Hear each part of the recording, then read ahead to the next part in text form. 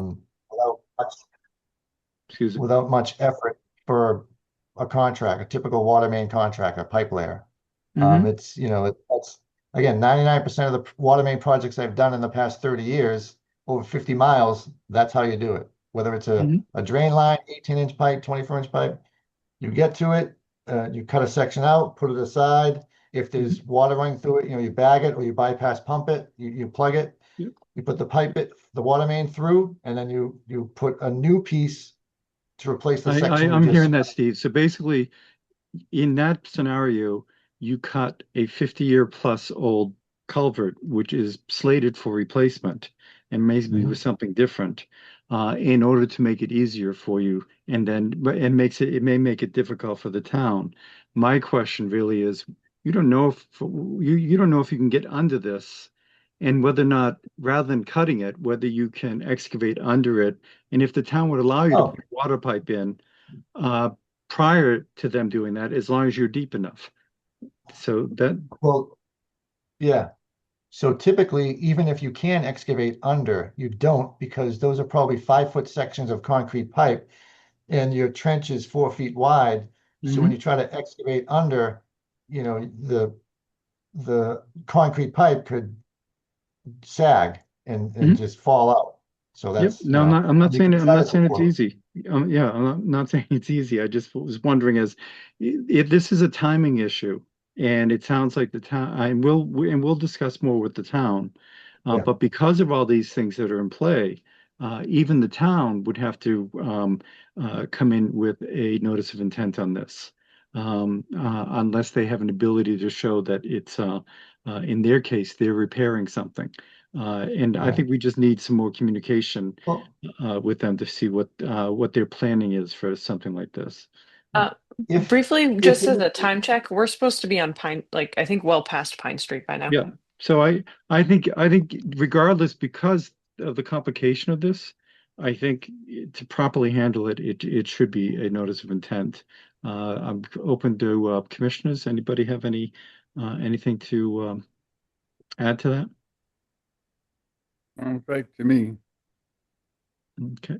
So so I think Janet, you had mentioned withdrawing the RDA and requesting a notice of intent on this. Is that correct? Yes, so there are two options. We could request that the applicant withdraw and file a notice of intent, or Hmm. if the applicant chooses not to do that, the commission could vote to issue a positive determination of applicability, and we would be checking box 1, box 2B, and box 3 for a Hmm. positive determination, which is stating that the area is subject to the act, um, and that removing, filling, dredging, or altering any of the area requires an NOI. Also, box 2B indicates that you are not approving the resource area delineation, and that is because the proper forms weren't submitted. And then box 3 again confirms the proposed work requires the filing of a notice of intent. So those would be the two options here. Hmm. Hmm. Well, I think given especially that what we're dealing with is a perennial stream, uh, uh, we would normally require an NOI under any circumstance. Um, I guess Steve, your option and Chris as well. I guess an additional option would be to continue this to see if there's more information that you could pull together, and we would communicate more with the town and see. But regardless, as I just mentioned, you're crossing a stream. So I think that's with no existing pipe currently. I think the NOI gives us more control and more engineering to make this thing work properly. Um, so the given all that, uh, either would you like to voluntarily withdraw, or do you want us to vote on this, or how would you like to handle this? Chris, Yeah, to be fair, I really don't appreciate the nuances of what's Hmm. the implications of either opinion, right? Like, so I think, fundamentally, Steve and I have been speaking, I think we can proceed with an NOI. I just don't want to I want to make sure if there's a decision by the committee that it's not with prejudice to any future actions or in terms of that. But at the end of the day, we've already been working with the town. We've tried to engage them since the summer, and I actually had a good conversation with Kevin McCabe this morning as we're trying to get to the bottom of what's the best approach. Uh, Mhm. and fundamentally, I just, you know, certainly, I presume we're going to be back here with a bit more information, and maybe a secret guidance in terms of what's the most efficient, whether it's with withdrawing and filing an NOI and being back here next month, or to take your alternative approach on the RDA and give it the positive opinion. To me, it's Well, one two one. I think withdrawing the RDA doesn't prejudice anything. Yeah. And then and also as we're all residents, we don't want to leave you guys hanging. So we just want to coordinate things with the town and see if we can all work together in making this work out for everybody. I think the town's concern is very legitimate. If you put a water line in there, they're planning on replacing that. Who has the liability for handling that water main? And it is unusual to have a water main that close to the surface because of something like this that may be able to be handled by just interactive scheduling. So as I said, if you withdraw it, there's no prejudice. But you're asking to go across the stream. It's an NOI. I think the correct way is to come through with the NOI. Sure. I mean, that sounds fine to me. Steve, is that okay with you, or Yep. withdraw and Okay. Then why don't you, if you could send us a letter just asking to withdraw the RDA, and that you can notify us that you plan to come forward with a notice of intent. But I think it makes sense for us to really communicate with the highway department, and we have an additional culvert down the street that may be a benefit to doing two at the same time. And getting some flow figures will be helpful just on an initial basis there. So, okay, so if you can send a letter to Deborah requesting to withdraw the RDA. we're good. Okay, Okay, great. Thank you very much. And we'll work with you. Okay, night. okay. All right. Thank you. Okay. Thanks, Anna, for the heads up there. So 144 Pine Street, looking for a COC. And Janet, why don't you fill us in? So this certificate of compliance request is for an older project. The order of conditions was issued in 2009. The house is under agreement, and it was discovered that there had been no COC issued. So they did submit the request for a COC, an as-built plan.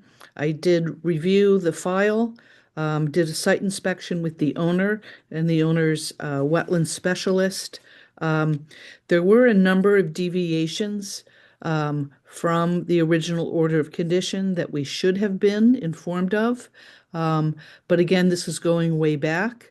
And the majority of them I don't think are consequential. However, an area within, back then we had a 20-foot no disturb setback, not a 50 like we have now. But there were a number of unpermitted tree removals within the 25-foot no disturb setback. And those were flagged or identified to the best that they could. They did hire a wetland professional firm, Goddard, who proposed a restoration planting plan, which I think they could review with us. My main question was, I thought they were only proposing red oaks and white pines, and I felt, given the wet conditions, that more of a diversity of trees were to be proposed. We did get a revised restoration plan just today. I have not had a chance to look at it. But perhaps we could look at that now, and if the commission's comfortable. Procedurally, this is a little complicated because now we have a restoration that's going to be required, so we cannot close out, we cannot issue a full COC because we have now this restoration plan that has to be implemented. But we could issue a partial. We normally don't do that. DEP does not like partials. They sometimes just get lost in the mix and there's no follow-up. But I think in this case, with a number of requirements, including a letter from the new owner that confirms that they understand their new obligation for the restoration planting, that we could issue a partial COC with the condition that the restoration plan has to be implemented and have a firm deadline on that. Also, we do need a new deed with specific language as is required in the order of conditions. And then I did talk to the owner and the wetland consultant about a revised COC letter that was more specific in terms of what the deviations were. So those four, I would recommend, once the commission is comfortable with the restoration plan that we'll see in a minute, that we approve a partial COC with those four specific conditions to be met prior to their receiving the partial COC. Okay. Well, why don't we, who is the wetland person on this? My name is Tom Schutz. I work for Goddard Consulting. I prepared the restoration plan. I'm also here with Vin O'Brien. He's the attorney for the homeowner. And we also have David, who is the homeowner on tonight as well. Okay.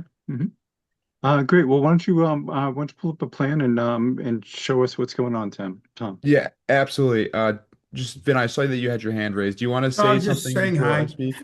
Well, maybe as a point of order, Janet, last week our buyers have been in and out, in and out, in and out.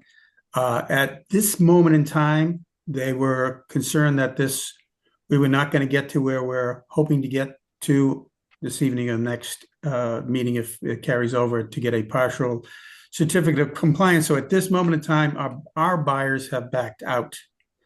I'm hoping if we get to where we hope to get, that we can entice them to come back and be involved. In any event, my clients have already have already moved to Medfield, and the house will be on the market. So in any event, we're hoping we can get a partial certificate of compliance. Otherwise, we're going to not be able to sell the house for 2 years. That sort of additional background information, I'll hand it over to Tom to talk about the restoration plan, and we can talk about procedures after he tells you what he's proposing. Just a quick question, Vin. On closing situations like this, and we'll see how many trees are proposed and everything, would a holdback at a closing be an appropriate way of handling that? I provided a gigantic holdback, about So 5 times the value of what I anticipate the restoration would be. So I'm still hoping that with a positive outcome from the board, that type of holdback would convince them they have no concerns or risk. okay, great, thank you. Tom, why don't you go ahead? Perfect. All right. I'm sharing my screen at this point. It might be best to start and take a look at the site plan as submitted for the request for the COC. So here we have our existing condition or existing house. Behind it, we have our patio and a hill where our septic is located. Beyond that is a grassed area where some trees were located historically. The stumps are still in place out there, so we were able to go out and actually physically count which trees either fell due to natural conditions or were removed for some of them were actually ashes, so they were removed in a preventative measure to prevent the emerald ash borer from attacking them, and then potentially creating a hazard for the house because one of the trees actually fell on the house and it had to be removed. So, in order to prevent that from happening in the future, they were removed as just a temporary measure or as a measure to prevent any kind of future damage to the house itself. So, I went out, I did a full site inspection. I counted 6 stumps that were removed in this area where my cursor is located right now. None of them were located in the wetland that is flagged here on the right side of the plan. One of them is awfully close. That is in this location here where my cursor is circling. That was an ash tree that was removed for preventative measure. There was also a couple of pines removed, and then I think additionally some more ashes in the center of the lawn area. With that, we pulled together a planting plan that is going to include 17 total trees. It's going to make up the canopy that was removed. These were currently proposed to be 8 red oaks, which are shown in the red dotted colors, and then we have 9 white pines, which is the green color here. That's going to be adjacent to the wetland, and then also within your 25 and 40-foot buffer zones to bring that area back to more of a naturalized state. There'll be a canopy underneath to provide shade from these young trees, and then as they mature, the canopy will then spread to the edge of potentially the fieldstone wall, bringing it back to the state it was in prior to the trees being removed. The trees are going to be saplings, nothing too large at first, but I mean they're going to grow. And we also did have a 2-year monitoring program in place with their planting plan. So we will be monitoring and reporting back to the commission with how these trees are growing next fall and then the fall after that before coming back for the rest of the certificate of compliance after we have completed our monitoring reports. We're more than open to talking about the tree species here. I know Janet had some concerns about adding white pine back into the area. These trees were selected specifically because they are the natural trees in the area. There's a lot of red oak and there's a lot of red or white pine. So we selected these trees to kind of match the aesthetic of the house and the forest. But again, we are open to changing it up and adding some different trees in there if that suits the commission. I think these trees are going to grow well in the upland where they're currently proposed right now. None of them are proposed in the wetland. So we chose to facultative up plants species that we do see quite a bit near wetlands, especially white pine. So again, if you have any questions for me on the planting plan, I'd be more than happy to answer them. If you have any comments on the type of species that you'd like to see on a revised graphic, that can be a condition of the partial certificate of compliance. Again, more than happy to address those as well. Thanks. Okay, thank you. And do you have a plan that shows the discrepancies from the original order of conditions? Yeah, let me pull that up quick.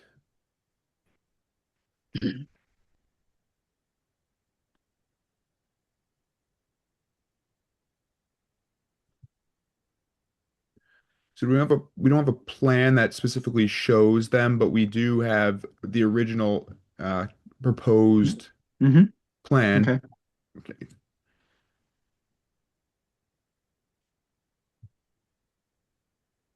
All right. Here's the original proposed plan here. What caught my eye when I'm reviewing this plan and the issues was this tree line here called woods underneath it. Mm-hmm. Mm-hmm.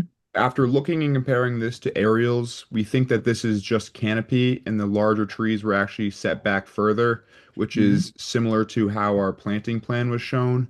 And it will then, as the trees mature, will have the same canopy as shown here, but it's just going to take a couple of years to get there. So this was the biggest discrepancy in our mind, and that's why we were rectifying with our planting plan. Mm-hmm. And was there anything else? Steps? What was the original order of conditions for? Was it for that retaining wall or? So the original order of conditions, probably not the best one to show it. Here's our discrepancy. The original order of conditions was for a house addition, which was installed a little bit away from the wetlands, which is a good thing. There was also a patio added, which is off the back of the deck here. Here's the concrete patio that was extended. It was extended horizontally and not towards the wetlands and also within entirely lawn, so would not significantly impact the buffer zone or any areas that would be significant to the Conservation Commission. There was a removal of a piece of roof here and then slatted boards added over top, and this area became more of an outside deck instead of part of the house. I That think was we're not more of an seeing aesthetic that change. plan. Yeah, What? where you're moving, Oops, yeah, sorry. can you, yeah, thanks. Sorry. You're off in the middle of the woods Yeah, as no, far as we it's can see. Okay. Is this better? So Looks like the same plan. So so this is that looks like that was the existing condition plan prior to the submission for the order conditions. Okay, so this is showing us what's there currently. yep, this is there currently. So again, here's the patio. It was Yeah. extended along the edge of lawn and the edge of the house. Mm-hmm. We also have this deck here, which was originally part of the house, but the roof was removed, some slatted boards were added over top, and now this is an outside deck, so this was an aesthetic change to the house. Mm-hmm. The walkway in the front was slightly altered. It changed positions a bit, and then a roof was added to what was an outside porch, Mm-hmm. and the addition slightly shifted away from the wetlands. And Mm-hmm. those were the biggest things. Oh, and one additional thing was a fieldstone wall was noted on this plan, but certainly existed in the past. This is a retaining wall that held up this grading here and the septic system. And this was in place when the house was built in order to allow the septic to have proper separation between the groundwater and where it was built in the ground. And then the stairs leading down to the stone wall were those were Yep, that was all. That's all in place. That was all there previous to the original order. It was just not shown on the survey plan. There were some things shown on the survey plan, some things that weren't. It was a little bit of a survey issue in our opinion, but we think that all of this existed prior to the actual order of conditions being granted in 2008. Mhm. Mhm. Okay. So Janet, basically what you were saying earlier is that other than the trees, the what appear to be small discrepancies here are not impactful for the order conditions or the COC. Is that correct? That's correct. Okay. So now we're really looking at just discussing the tree planting and what we could issue as a board. Is that correct? Yes. And Mm. just quickly, I would just recommend a revised planting plan with more diversity of trees, such as we had talked about red maples on site, river birch, eastern Mhm. redbud, tulip tree, even perhaps a dogwood. Um, and so a variety of trees there, I think would be more appropriate that are conducive to moist soils. Mm-hmm. I don't disagree with that. The idea, it's actually interesting. There are pines going up between the two houses going towards the street, which is more an upland. But behind the house, if I'm looking at Google Maps, I haven't even gone to Google Earth. There are just a few pines, and may have found a small bit of gravel somewhere. But most of what's there is deciduous. So the idea of planting pines in that area probably may not be the best thing. Um, uh, Tom, your response to Janet's recommendations? Yeah, I think that's certainly doable. Having either 3 to 4 different types of trees is certainly Mm-hmm. something that we can revise and get back to the commission tomorrow.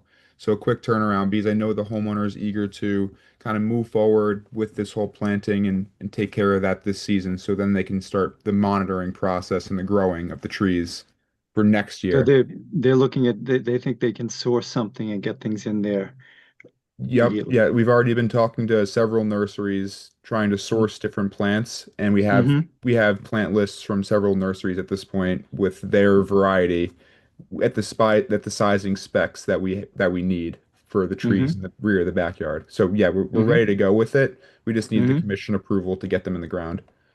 Okay. So I'm thinking I agree with Janet. I think maybe 2 pines, if any. As she mentioned, some of the other trees, red maples, absolutely, as you go down closer to your wetlands there, are appropriate. There are, God, where was it? At Bubbling Brook Nursery, they seem to have some decent dogwood stock still.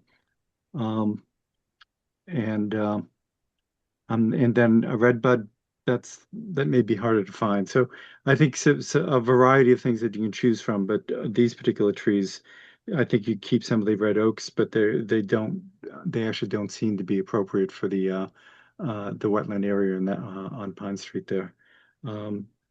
So then it's a matter of uh, commissioners. Any questions, commissioners? Nope. Okay. You can take the plan down, Tom. And then Vin, as always, we love to work with you.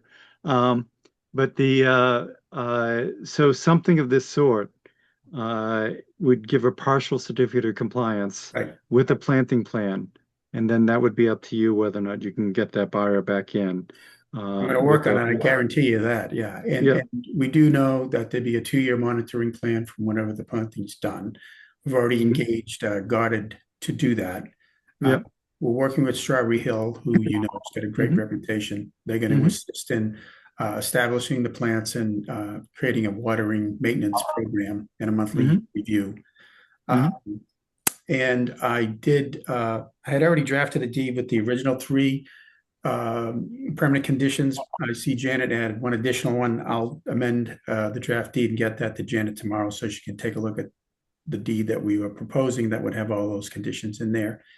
And hopefully, based upon what the board does this evening, I'm going to reach out again to buyer's counsel.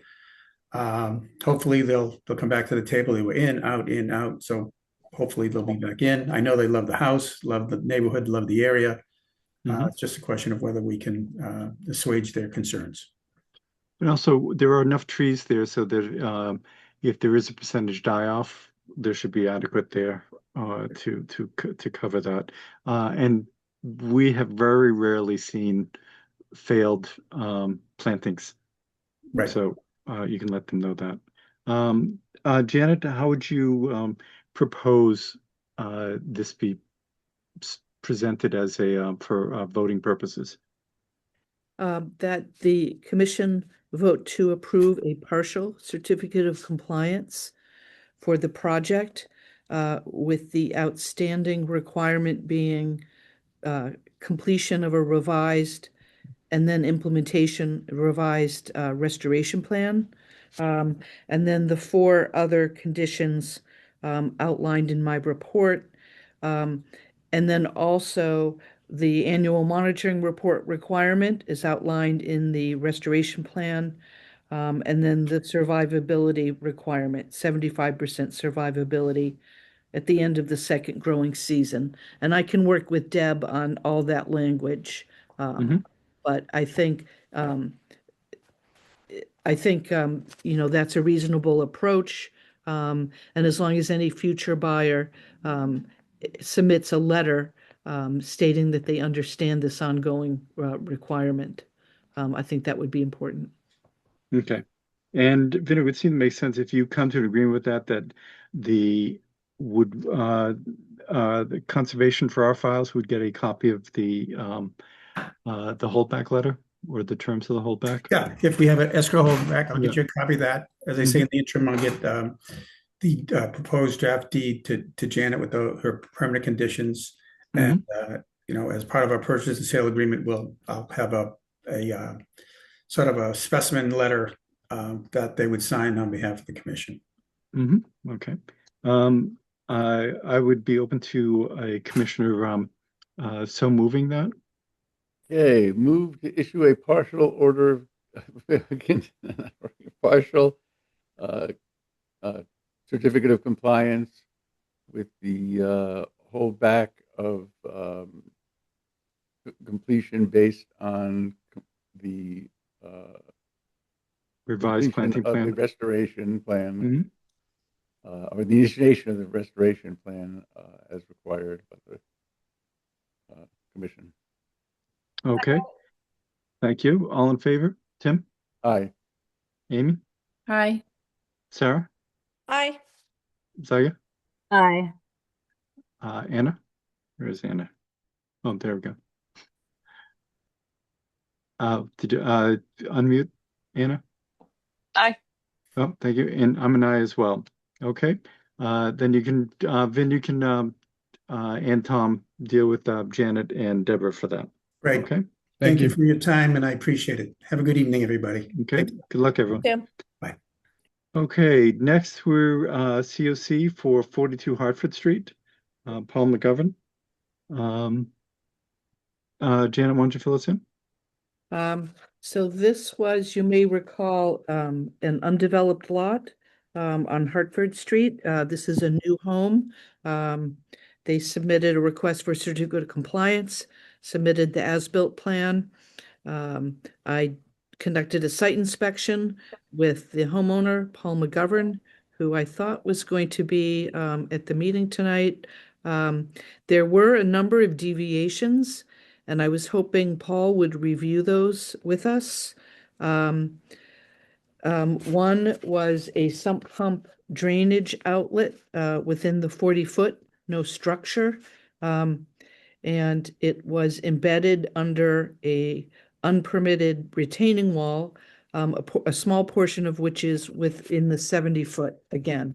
So I do think that if he had come to us with a minor modification, you probably would have approved it. It would have required a waiver, but I think it was approvable. It's far enough away, I see no impact to the wetland. But I did ask him for a revised certificate of compliance letter, which he did submit. I think that was today, or it might have been the day before. So we do have that. And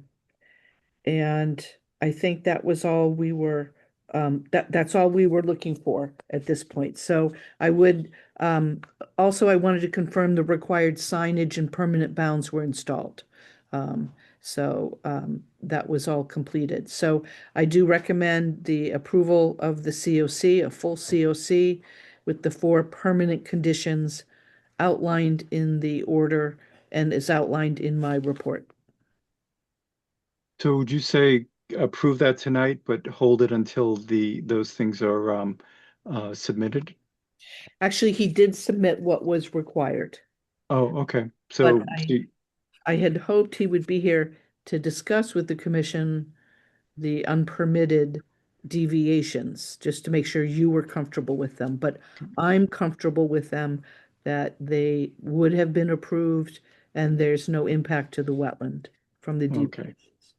deviations. And do we have a an as-built plan submitted with the COC?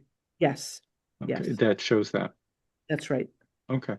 Then any commissioners, any comments? I Okay. would Move. entertain a motion to approve the COC per Janet's Move to issue recommendations. a certificate of compliance for 42 Hartford Street with the 4 permanent conditions outlined in the order of conditions. Second. Thank you. All in favor? Tim, Aye. Amy, Aye. Anna? Aye. Sarah? Aye. Zaga? Aye. And I'm an aye. Okay. So Janet, you'll just you'll be in contact with him and get the appropriate paperwork. Yes, I'll work with Okay. Deborah on that. Yep. Okay, great. Thank you. 90 Claybrook Road, an enforcement order compliance review. Why don't you fill me in, Janet? So this was an enforcement order issued for unpermitted tree removal, fill, and I think that's it, and some regrading. And there had also been an oil release on the property that went through the DEP contingency system, and we wanted some more feedback on that. Also, there was an outstanding order of conditions when the house was built that did not have a COC. So the order of conditions had a number of requirements for submittals. You did vote to hire Paul McManus as our third-party reviewer for this enforcement order. And he's here tonight and can probably give you a better update. Okay, excellent. Thank you. Evening, Paul. Good evening. So first of all, cover one of the points from Janet. I did a little digging into the issue of the oil release. There was an above ground oil storage tank in a shed outside the house that leaked, was reported to the DEP. The owner hired an LSP as required. They removed a couple hundred tons of contaminated soil and 3,500 or so gallons of contaminated water to clean up the site. The LSP eventually submitted a closure report for that. So the site has been closed out under the MCP. They did not fully reach a background condition, which presumably is essentially 100% clean, I assume. But they concluded that getting the last residual amount of petroleum out of the ground didn't justify the cost. And they did reach a conclusion of the required conclusion of no significant risk to health, safety, and welfare and the environment. So the case is closed. Just for your information, when they created the LSP program back 30 years ago now, they really privatized a lot of the decision making in these things. So the LSP is responsible for assuring that things are done according to Hoyle and that the site is left in a protective condition. There is a formal audit as a random and a substantive issue audit program at DEP. The site does not appear to have been audited. I have no reason to suspect there's a problem, but just so you understand, that's the process. So it has been closed out for a number of years now. Okay. And let's see, anything else beyond the oil under your review? Yeah. So the primary issue for the commission, that was kind of a side issue that Janet had suggested I chase down a little bit just to inform the commission. So there was a substantial violation of cutting of trees and shrubs out on the property in the buffer zone in the wetland. There was some additional a lot of the woody material was chipped into the wetland. There's some fairly substantial deposits of wood chips in the wetland. There's also some areas where there was some crushed stone put down as a parking area out in the front, in the back of the house under a deck. Just a couple hours ago, we did get a submittal from Beta proposing, had a marked up plan and proposing some restoration work. I should add that back in, I think, May, I did do a site walk with Artie from Cheney Engineering and Tyler from Beta. We did make some, excuse me, some edits to the wetland delineation. The current plan that Cheney submitted a week or two ago reflects those changes. So I think that issue is addressed. I did look very quickly just while I was had other commission matters tonight in the background at the proposed restoration. My suggestion would be that the commission have Tyler from Beta just run through what he proposes. I have some questions for him on that, Obviously, the commission hasn't had a chance to review that, and I can't imagine you would make a decision on it tonight, but I think it would be worthwhile to have him go through it quickly. Great, thank you. Okay, Tyler, why don't you share with us your proposal? Sure. Yep, I'm Tyler Drew, Beta Group. I'm the representative. Here I have, we were able to compile a draft plan earlier today. We were only able to submit it today, but I figured it would be worthwhile to at least present it. Let's see. Can you see my screen? Yes. Yep. Yes. Okay. So this is the site in question. You can see along the right side here where most of the trees were removed, mostly along the property boundary and the driveway here. So in terms of restoration, what's being proposed is removal of 2 log piles. The trees that were removed were stockpiled in 2 locations along the driveway, the backyard, and then back here within the wetland. So we're proposing to leave this log pile alone. Any equipment access would just create additional impacts, and this would just provide wildlife habitat if left alone. But these would be removed, just via the driveway here. These 2 polygons here show the wood chips that were deposited in the wetlands. So these would be removed by hand, just back down to existing grade. So along this line over here shows the limits, the approximate limits of brush clearing in the backyard. Excuse me, Tyler, this is Paul. Can you clarify what you just said? I'm trying to understand. You have some kind of green shading and blue shading there. Yeah, I'll get into that. So there's some features that are kind of approximated that were not picked up by the survey. So a large part of this wetland was inundated during my first site assessment in March. And then when we visited in June, this area was dry. However, it's a depression that was clearly, shows water staining. So it's clearly inundated for a large part of the year. And this green area is where we saw extensive regrowth of vegetation. This is where I believe a lot of the brush was cleared from several trees that, again, were not picked up by the survey, but they're located in this area.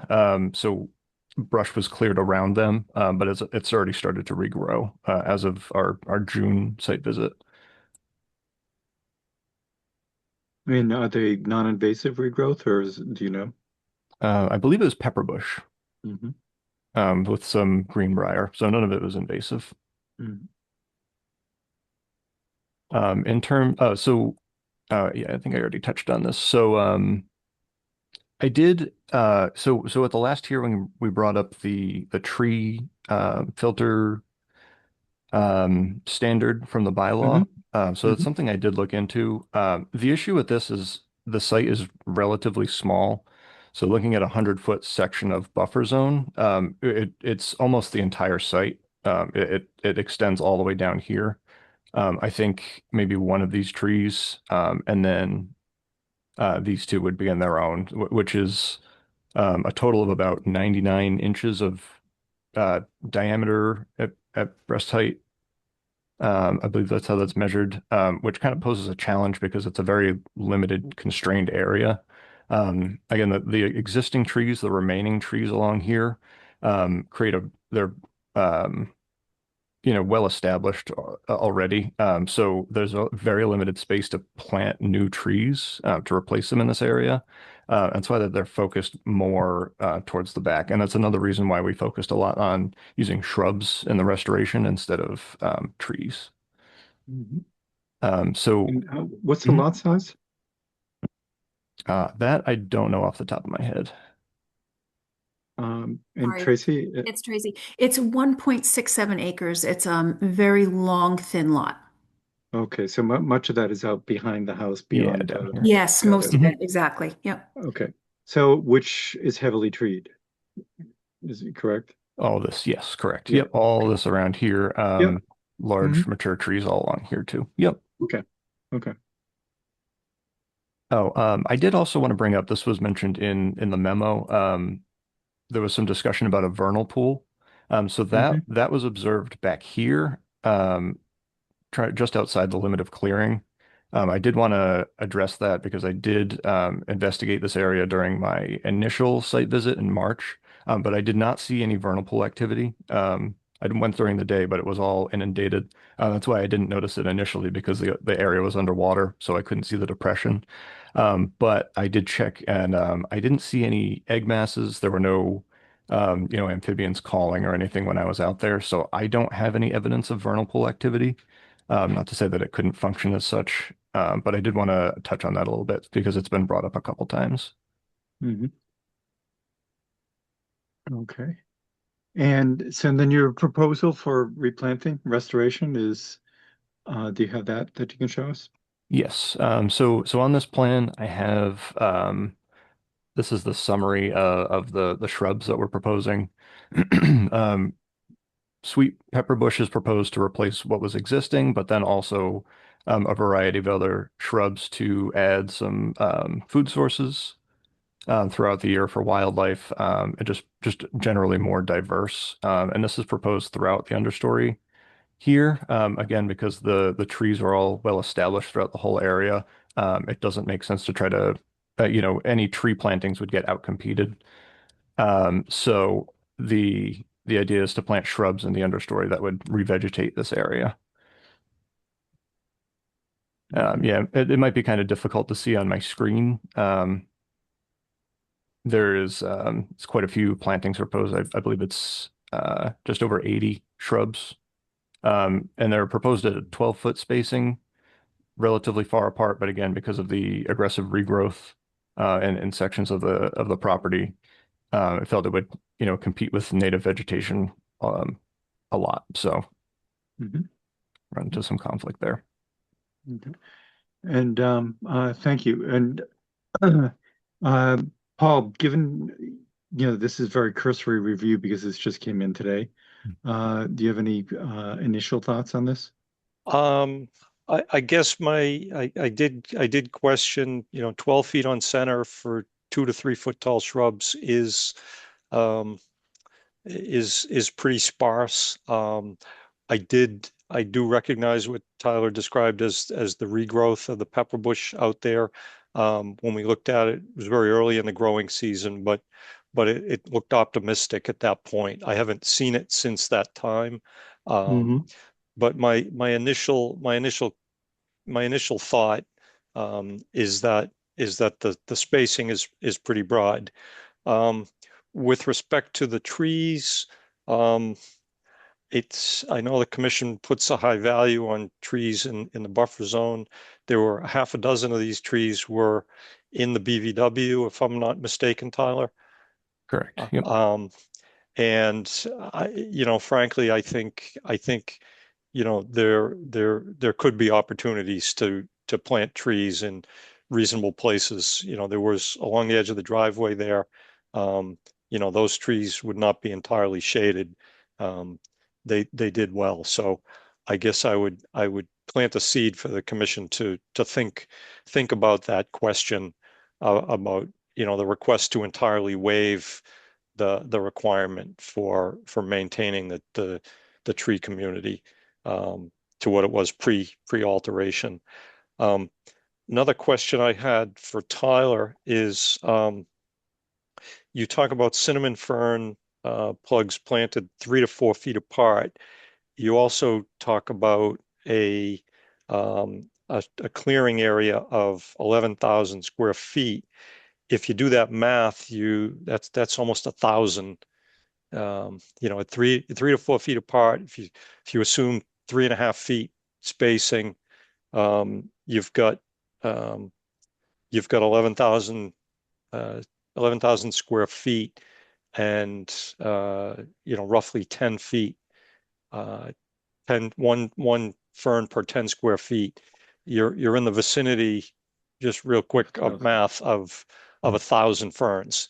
And I guess I'm saying, do you really mean that? Yeah, that is a good point. So one of the things that we noticed during our site walk in June is the cinnamon fern that is already resprouting. That was in the area of cleared vegetation also along this wetland line, and in some areas throughout the wetland. So my intention is to install the cinnamon ferns in a case-by-case basis, using that 3 to 4 foot spacing in areas where that would make sense. There's areas with deeper, deeper, water depths where they wouldn't survive, where it wouldn't make sense to plant them and, focus them more along the wetland boundary or in these areas with higher elevations. So that was my intention with that. Which I think makes sense. I think, though, probably since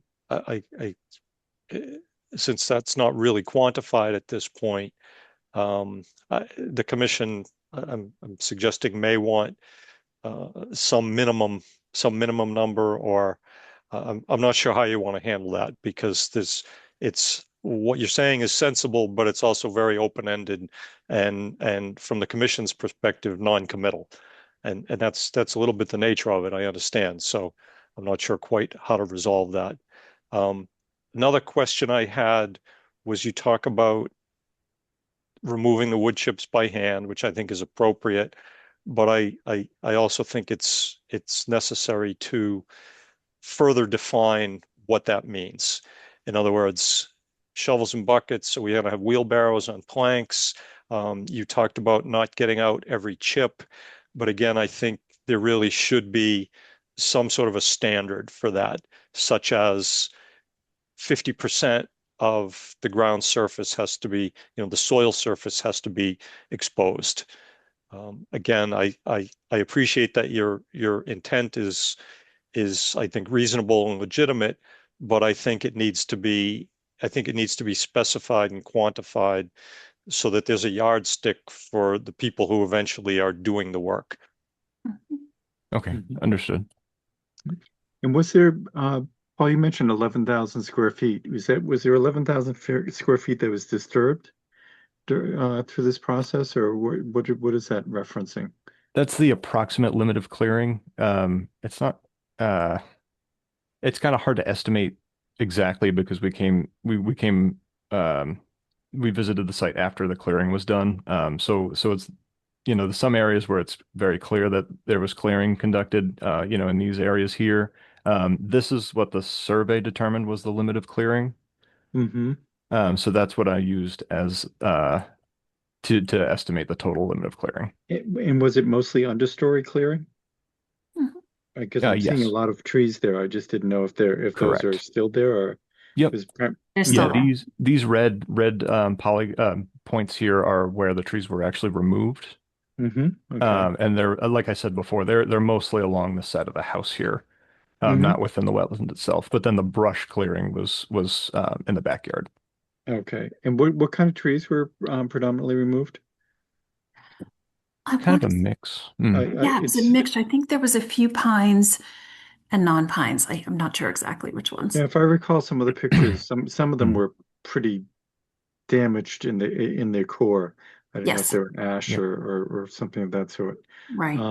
And then had you mentioned, Tracy, had there been bittersweet and things of that sort, or do you know what it was that was removed for brush? I think you're right. I think it was bittersweet. And there was another thing that you mentioned, Tyler, that I know. Oh, the pepper bush. The pepper bush was a big one. That's right. Yes. There's quite a Now bit the other ones I can't identify, but yes.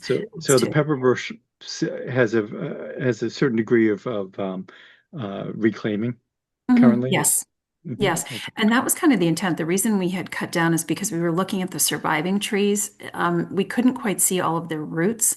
So when we got this insurance demand, and they came out, I call them the tree guys. I'm so sorry. They're wonderful guys, but they know far more about trees than I do. And they were concerned about what they were seeing with these trees that were cutting, because they were rotting from the inside.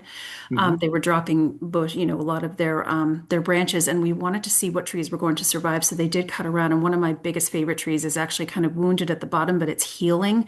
So we wanted to kind of keep an eye on the trees. He was going to keep coming out just to look at the roots, which seem to be coming up out of the ground. And I think that's one of the reasons so many are falling. Well, part of that is that's an indication of a high water table as well. Yes, yes, That's exactly. Mhm. And one of the things is tiny, tiny comment, Paul. I know I actually, at the beginning, when I was talking about talking to Tyler about replanting, I originally thought, oh, let's put in trees, but we'll put in dwarf ones, right? So they won't, because this was an insurance demand because so many of the big trees were coming in over the house. So they wanted us to cut them. And my understanding was, number one, dwarf trees can't be put in because they're not natural. I'm completely for them, but I guess they're not really a natural tree, was the explanation. And also, the trees that are out there right now, another reason we think they might be falling is they're actually competing with each other for the sunshine. And I'm all for putting trees up if you guys think it's great. Maybe if they're a little further away from the house so we don't run into the same problem again. But whatever you all think is fine with me to put in. Kelly, could you move this down so we see the house and the trees along the right side? Yes. Thanks. Okay. So this is still an extremely heavily treed lot. Yes. And I think the understory it seems to be the stuff that was really the major damage there. I think one of the options might be some ornamental trees. You certainly don't want any pine trees along that side of the house. So as Janet had mentioned, dogwoods or other red buds, things of that sort that get some wildlife, and they don't grow very tall. Crab apples. Okay. Excellent. Thank you. And okay, so I think where we're at is we just got all this. You've gotten a little bit of feedback. I think if you interact with Paul a little bit more, just to and Paul, does that seem like an appropriate, shift for trees or? I think that makes good sense to get, low growing things that provide some habitat, put them in places that obviously they're not going to present a danger or be, in the way. I think that's a reasonable approach. I do have one other point for Tyler.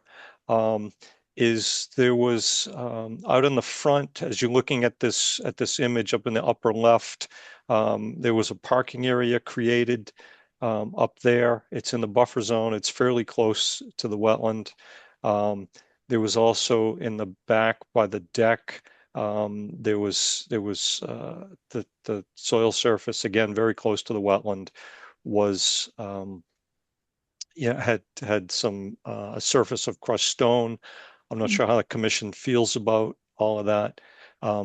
There is with the Cheney as-built plan, there is a letter with a series of identifies a series of deviations. So I'm not sure how the commission, we have this issue of the alteration violation, and then we have overlapping with that the issue of an unresolved order of conditions. So you don't forget about that because the two are intertwined. Yes. No, and I think that's well, why don't we plan? Obviously we'll continue this, and you guys can work on some of the vegetation restoration, and then Tyler, I don't know if your company is handling this or who would be, or if Cheney, well, it would be Cheney. At the next meeting, we should be able to see proposed versus actual relative to the potential COC. So if you can communicate that to Artie. Yeah, I think Beta will be handling the COC request. Okay. So that's our easiest way to see that. Crushed stone underneath the deck, normally not an issue. Crushed stone extending beyond that, case by case. My guess is that backyard, Tracy, is a little squishy at times. Yeah. Sometimes way out the back, definitely wet. I guess my question was in the crushed stone. Just one thing that I had a memory of when we first bought the house in '96. There was outside, I guess below where the deck is, kind of where that little hand is right now, but a little bit more to the right. There had been the original house was built in 1950, and I believe there had been not a well, but some form of a septic system out in the back that had been filled in before we bought it. So I'm not sure if maybe some crushed stone was seen there. That would have been before we bought it to fill in probably what would have been a a potential danger at the time had it not been filled in before we bought it. So, but under the deck it may be there too, but outside also. And the one by the road, that was because we were parking over there and getting mud on the road, and we had all those bicyclists and runners going by. So we did put a little bit crushed stone in there just to keep the road cleaner. And was that coming out off your driveway, or how was that? No, coming- it's actually to the left of the house. There's a nice little area. We have that tiny, you can see our driveway is so narrow, so we have to park tandem. So every once in a while, because one of us has to run out to work or something, somebody parks on the other side. Can you show us that, Tyler? Yeah, it's Yeah. you can kind of see it through the tree cover here, but it's right Yes. off of the road here. Oh, it's down there. I see. Mhm. Yeah. Yep. And the when they deliver our gas is to the left of the house, near the front. Yes, where the hand is right now. That's where our gas is, and the gas men actually pull in there to get off the street to fill it. So Okay. Paul, are you planning to go out to the site at all, before this is finished, or I think at this point, it's had another had a full growing season since I was last there, so I think it would make sense. Mhm. Is there And much you'd be able to see this time of year, or?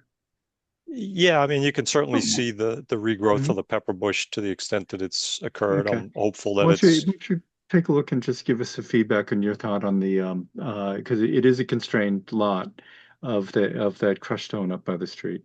okay. Okay. And whether it's significant or versus the damage that might happen if it's not there. So Okay, I'm just looking at my notes. I think I've again, just real quick, but I think I've covered everything that I had quickly noted. okay. thank you. So is this information updated planting changes, things of that sort, Tyler, that you would be able to submit to us within the next week or so? I believe so, yes. Yeah, I'll Okay, make these, 'cause yes. That Yep. would, if we have a week to review it, that's always preferred, if not required, and then we could put you on the agenda for the next meeting. Okay. Okay, so if you can just request a continuance to John, Deborah. Janet has her hand up. Oh, thank you, Janet. Yeah, I just wanted to follow up on Paul's comments on this letter we got from Cheney on the deviations. So there were 13 deviations, but as is the case that we've gotten repeatedly from Cheney, they simply call out the change. They don't identify how close it is to the wetland. And in particular, they cite there was placement of fill within the 100-year floodplain, but there's no, they don't quantify it, or and like a wooden deck was constructed, and the driveway was expanded to 15 feet, but doesn't say what the proximity was to the wetland. There's no way to evaluate that. So Tyler, if you're going to handle the COC, if you can quantify the wetland impact to those 13 deviations, then the commission can evaluate that, and we could incorporate into the enforcement order any kind of corrective actions related to those deviations. Okay. So I did have he prepared that as part of the COC request, but I didn't actually submit the COC request yet. So that was one thing that we had been in the process of discussing. To my knowledge, there wasn't any actual impact to the wetland based on any of these changes. They were all basically these came about because there are differences from the original as-built plan to the existing conditions plan. That includes things like these decks here. They're just not shown on the plan. And I think that's where the fill in the backyard comes from also, is the elevations that were picked up during the survey were just different. I believe it's a little bit higher in the backyard. So that's where a lot of these changes come from. So I just don't, so in terms of like quantifying a wetland impact, I'm just not sure. What is it that you're looking for? Well, like placement of fill within the 100-year floodplain, it would be good to at least identify the area. Are we talking, how large of an area are we talking about here? So that can be evaluated. And then expansion of the driveway to 15 feet. where is that and how close to the wetland was it expanded? Yeah. That's something we'd want to look at. I Yes. would, I think the most useful thing in this exercise would be a plan, an overlay on the approved order conditions plan that shows where these deviations are. You know, in other words, if the driveway was approved at 12 feet and it's all at 15 feet, show where is that extra 3 feet. Mhm. Is it 1 feet in towards the septic system and 2 feet on the Right. wetland side, or, you know, things like that? And Yeah. that type of as-built overlay is the correct way to do it, and it really makes things much, much easier for review. And I can explain some of them to you too, Tyler, that where the septic system was completely replaced with something different. So I wouldn't be surprised if the driveway was moved a little bit to the right. And the deck's funny enough that the side one was original to the original house, and we built on the footprint. So I can talk you through some of that. Okay. Okay. And so that let us know in terms of pulling that all together. Or we could have 2 meetings, but you may not be able to pull that together for our next meeting. But just let us know where, you know, how that's working for you, and let that know. Okay. Okay. Right. Sarah, Janet, anything else? No. Okay, then let's continue this forward, and let us know what Tyler and Tracy, what, you know, what meeting you'd like to be on Great. based on pulling this together. Okay. When Great. are the Thank you so next 2 much. meetings, John? Deb, Third. when are our next two meetings? Yeah, that would probably be appropriate. No, but we're looking for dates. So Yeah, we're probably. let me just pull. I'll pull something up. So I would imagine we are looking at. Oh, so we may have 3 weeks to go between this one, because it's Right, because of the holiday. yeah. So we'll be looking at we'll get back to you, or you could check in with us. It looks like Wednesday the 10th. No, John. No? It's Well, then- actually the 3rd and the 17th. I think Lori moved it up to avoid a meeting on the 24th. So I see. Okay, good. Well, I hadn't scrolled that far ahead. So that okay. So even though we're not in the second week for December in this case, we're making an exception. So looking at the 3rd and the 17th. that's right. Great. Okay, that makes Thank you, sense. everybody. Okay, great. Thank you. Great. Thank you. Thank We'll you. see. Have a good night. Bye. Night. Okay. And Janet, Noannet Woodlands Beavers. Yes, so we have a beaver issue. We haven't had to deal with beavers in quite a while. So we have a situation on Trustees of Reservation Land, Noannet Woods. 2 particular areas where we have some beaver damming. And they have been working with I can't remember, they've been working to address this with the company, the Beaver Deceiver Company. And I know Mike Francis is here. He can provide more information. But the request here is for an emergency certification, which is a multi-step process. The first step was for them to go to the Board of Health and receive an emergency certification, which they did do.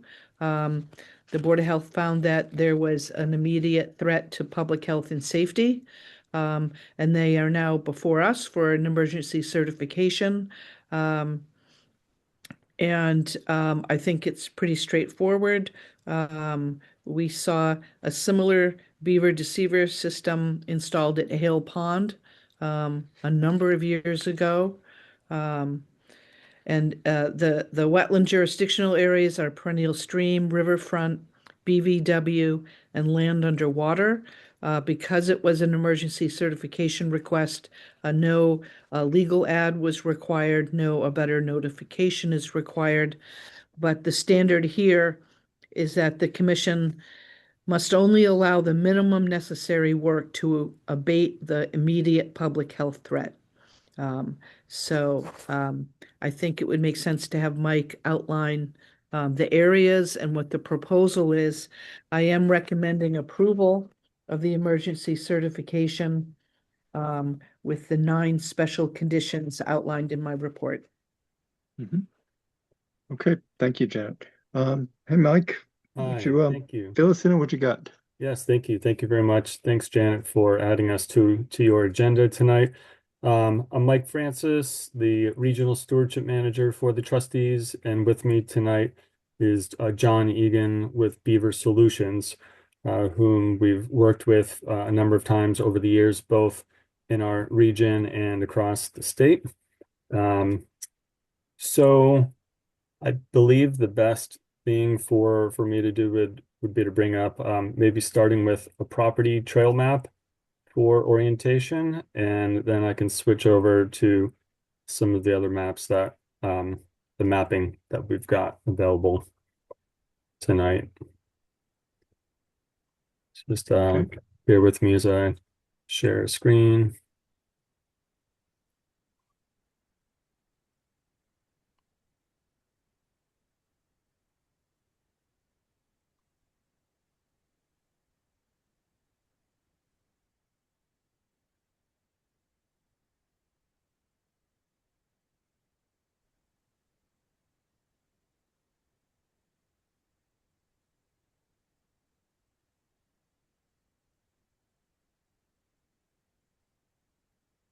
Almost there.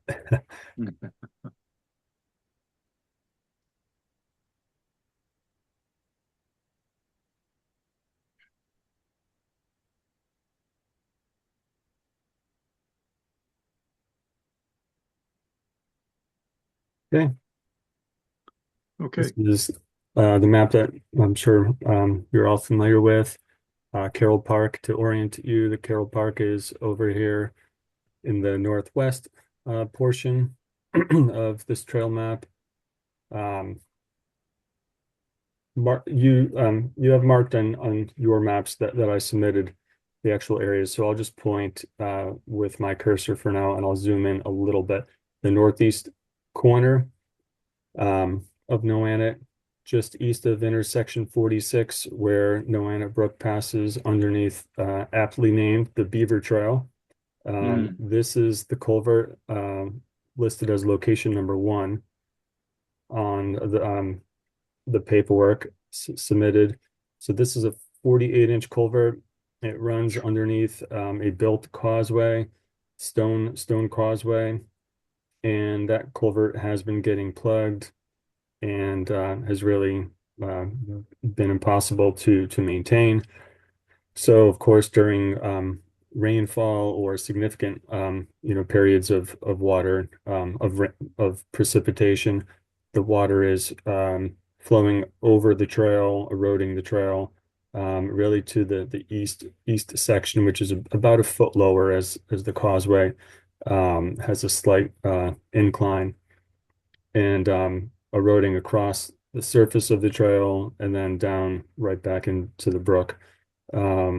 There's a steel railing on either side of the culvert, and there's been a small sinkhole that's started to form there as well. So it's really important for us to address that, both from a safety perspective and just an infrastructure perspective, really maintaining the existing structure that's there to prevent more costly repairs in the future. Location number 2, I'll scroll down a little bit on the trail map. Again, you're probably familiar with the dam and mill site, the whale pit. At Lower Mill Pond, there's a small causeway that separates Lower Mill Pond from Upper Mill Pond, and that's a 24-inch culvert that also, in a similar way, has been getting plugged, and the water during significant precipitation is flowing over the causeway, eroding the surface, and really just starting to undermine that structure itself as well. So there are beavers at Upper Mill Pond. Is that are blocking that? Yes. Oh, okay. We love our beavers. We also have beavers further south around Sawmill Pond and that smaller wetland area, but that's not what is being presented to you tonight. Mhm.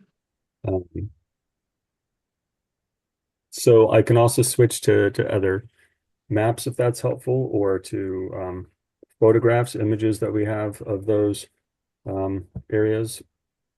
Sure. Okay.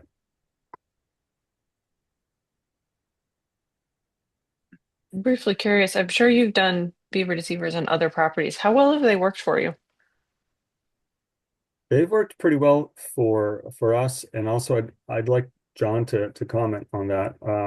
And he can give you a background of, how many they've installed, what's their success rate.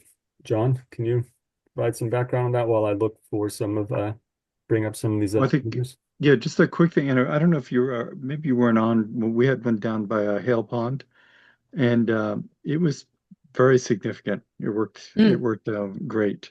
That's great. So yeah, we've it basically moves the noise that attracts beavers and seems to handle things very nicely, and without really affecting much of anything else. So I don't know if John, if you had anything else you wanted to add to that, but.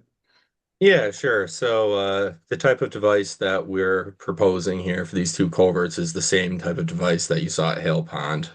That actually has close to a 99% success rate. Yeah, here it is here. Because basically how it works is the beavers know the water always moves downstream, so that's where they want to build the dam. So we build the fence in front of the culvert to allow them to dam on the fencing. So that way they're happy where they can build their dam. But then we stick the pipe through the fencing and the beaver dam. So that way the fence or the pipe will control the water level. And then the cage out in the pond, what that does is it just simply keeps the beavers far enough away where they can't hear or feel the water flowing into the pipe. So they leave that alone out in the pond, and then the pipe continues moving the water through their dam. And they hear and feel, or they at least hear the water flowing at the culvert, so they keep damming there, and that keeps them focused where we want them to be focused. Cool. So these devices, when we maintain them, we guarantee that they'll last 6 years, but we usually have to replace the caging out in the water after about 10 years because the welds holding the fencing together become loose, and then the beavers can start getting in to block the pipe. So they usually last around 10 years. Cool. Sounds good. So yeah, so they're pretty elegantly simple and fun and very workable. Did you find any pictures yet? Yes, I did. All right, I'll shift from this screen to another one.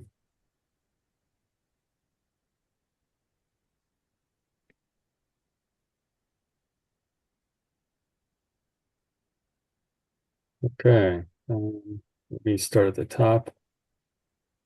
So this is location number one. This is the downstream side, the outlet side of the culvert. You can see that there's no daylight on the other end because it's really blocked substantially. So the water that is flowing here is really just kind of filtering over the top of the blocked culvert fence. So typically this would largely be open. But you can see the significant structure here in the immediate foreground, and then off either side to the left and the right, it extends about 75 feet to either side.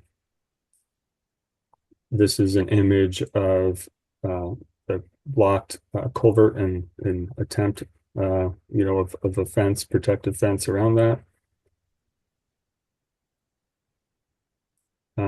You can start to see a little bit of the flooding in the distance, but I have a better picture of that I'll continue to scroll through. So this is the end of the causeway where the water is flooding. It's about a foot lower than the upper part of the causeway, so it's finding the low spot and then just flowing back into the stream. Again, another image of the clogged culvert. the water flowing across the causeway down along the stream. Sorry, down along the bank into the stream. Just a few more images of, high flow. Mhm. An image of the sinkhole.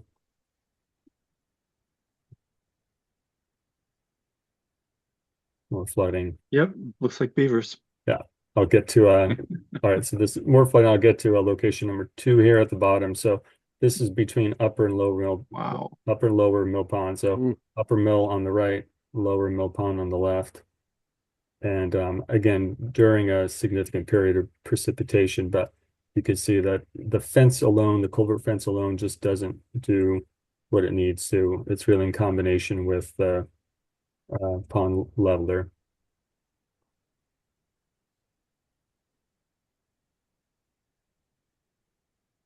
I think that's upside down. There it is. Mhm. All right. Yeah. So you can see just, a fence that's not Wow. sufficient in and of itself. So It doesn't would need stand a to be chance. rebuilt. No. Yeah. So with Beaver Solutions doing this work and their experience in doing it and doing it properly, that's when Yep. success is achieved. Yep.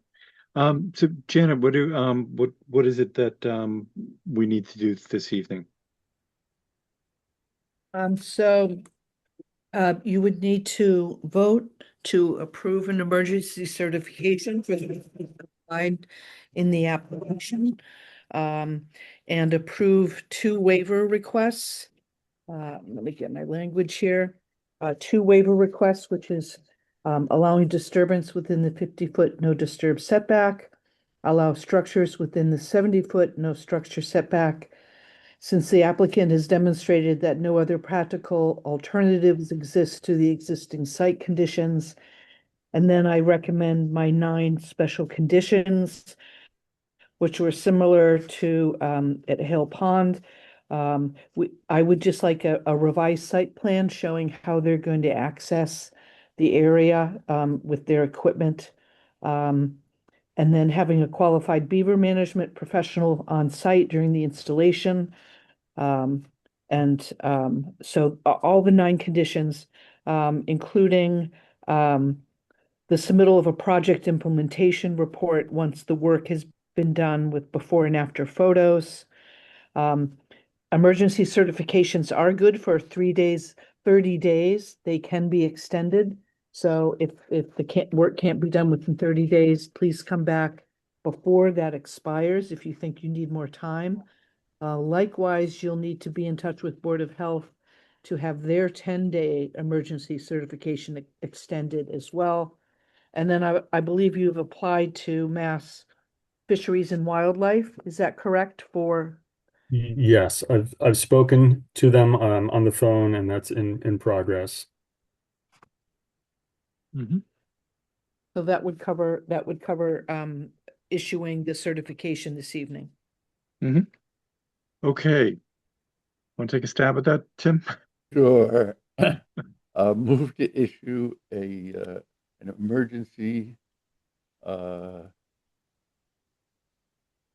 declaration of permission to install beaver deceivers on trustees' reservations property, Noanet Brook, and 2 locations in Noanet Brook on PTR land, with the 9 conditions outlined in the agent's report. A second. Thank you. All in favor? Tim? Aye. Amy? Although I'm a little bit wondering whether I should recuse myself because one of them connects to a DLCT is the only way to connect to a DLCT. I don't see a conflict there. Yeah, So I don't go. either, Amy. No. Okay. No. Aye. Okay. Sarah? Aye. Anna? Aye. Saga? Aye. And I'm an aye. Okay. Go forth and block. Thank you. or unblocked. Mike. I was just gonna Thank say, you very much. at the current time, it should be called the much lower Mill Pond. So the much lower Mill Pond at the moment. It's it's much lower currently. Yes. Should rename it. Mm-hmm. We need more precipitation. Right. Thank you very much. I appreciate Okay. your time. Okay. Good luck with that. Have a good Okay. evening. Bye. Night. Thank you. Let's see. So next we have discussion and some votes. So I guess let's see, land management work group update.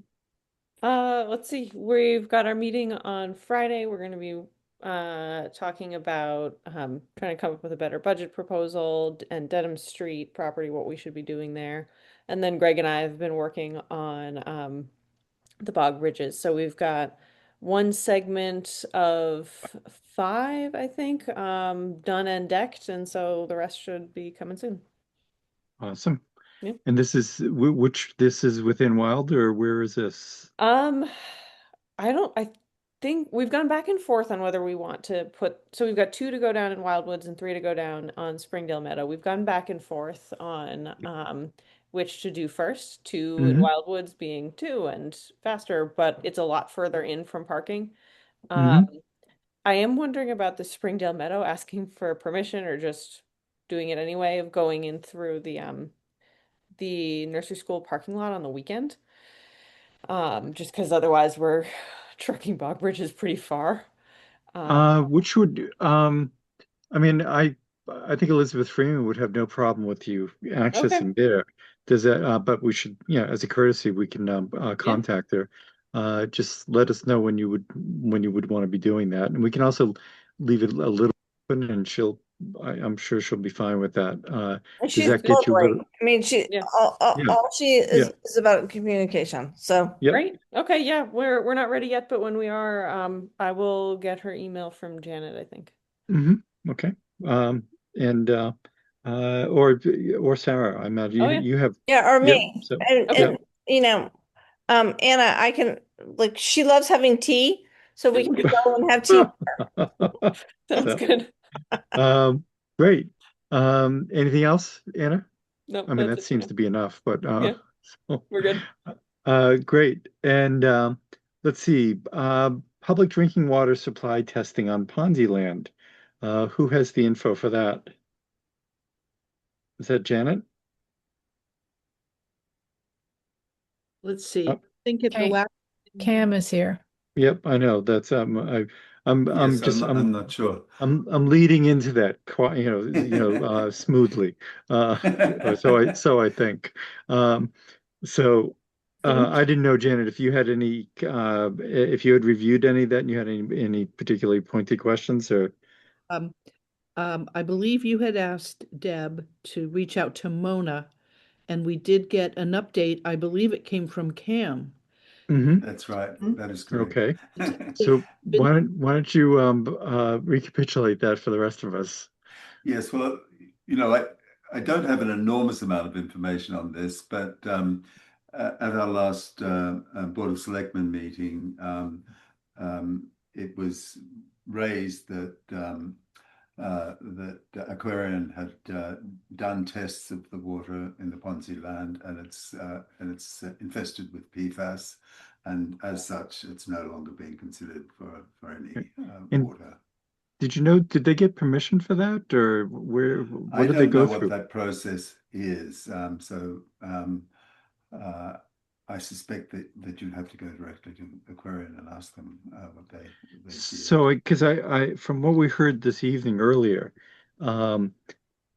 they seem to have it in their mind that hooking up to other towns' water would be just fine and dandy. And I'm not sure if, what our oversight is, not just Concom, but as a town. I think historically that has not been something the town is open to. Right. And there has been a presentation from Aquarian to the Board of Selectmen on connecting with the Westwood water supply by putting a pipe from Burgess Avenue on Hertford Street down to Ledgewood Drive. And that was how the whole question of the Ponzi land came up, because the question was asked if they could do that as an alternative, and they said they would check it out.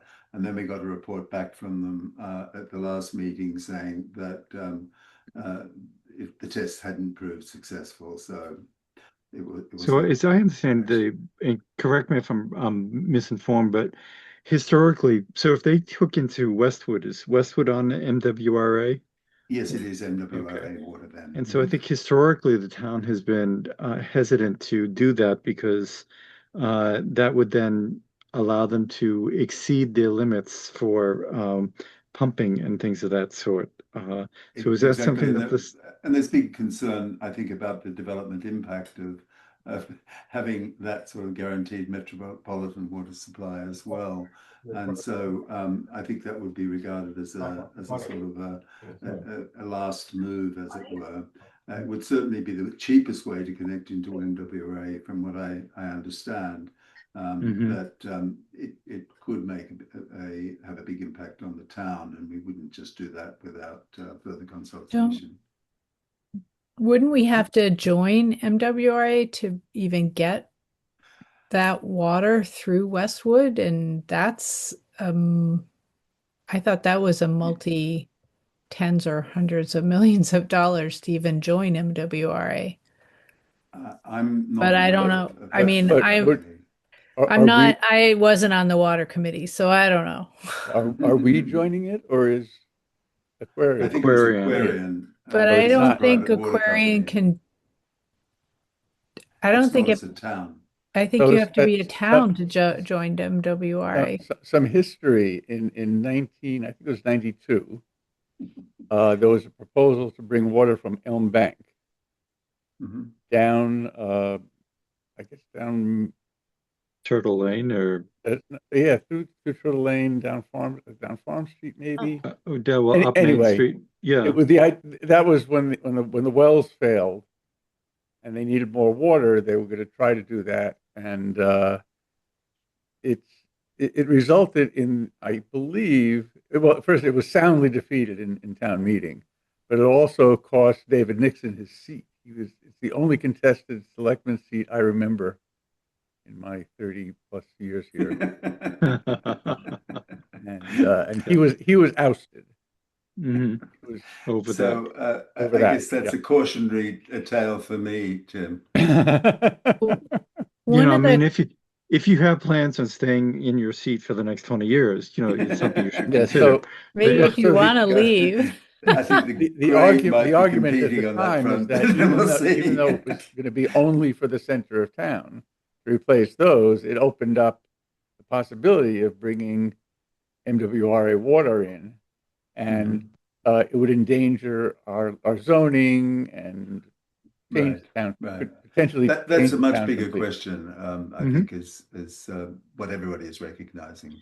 So, what I heard tonight from Steve, I think it was they kind of bulldozed this stuff town after town. And that there are loads of assumptions built in just 2 sentences of his, and I'm wondering whether, I don't know if we have a functioning water study group or anything of that sort. If we don't, I believe that's where they're going to move with. I don't know if they still have Eversource behind them or not, but I think we should be prepared for that, and it might be something to bring up with the selectmen hearing. I found it also interesting, that discussion about Old Farm Street, because it is true that the DPW has rather extensive plans to replace culverts through the town, but to do it sequentially over a period of time. I've had insight into some of the budget plans for this year, and the Old Farm Road culvert was not on the priority list. So I don't think they were planning to do that next year. But it might make sense for the DPW to reconsider that.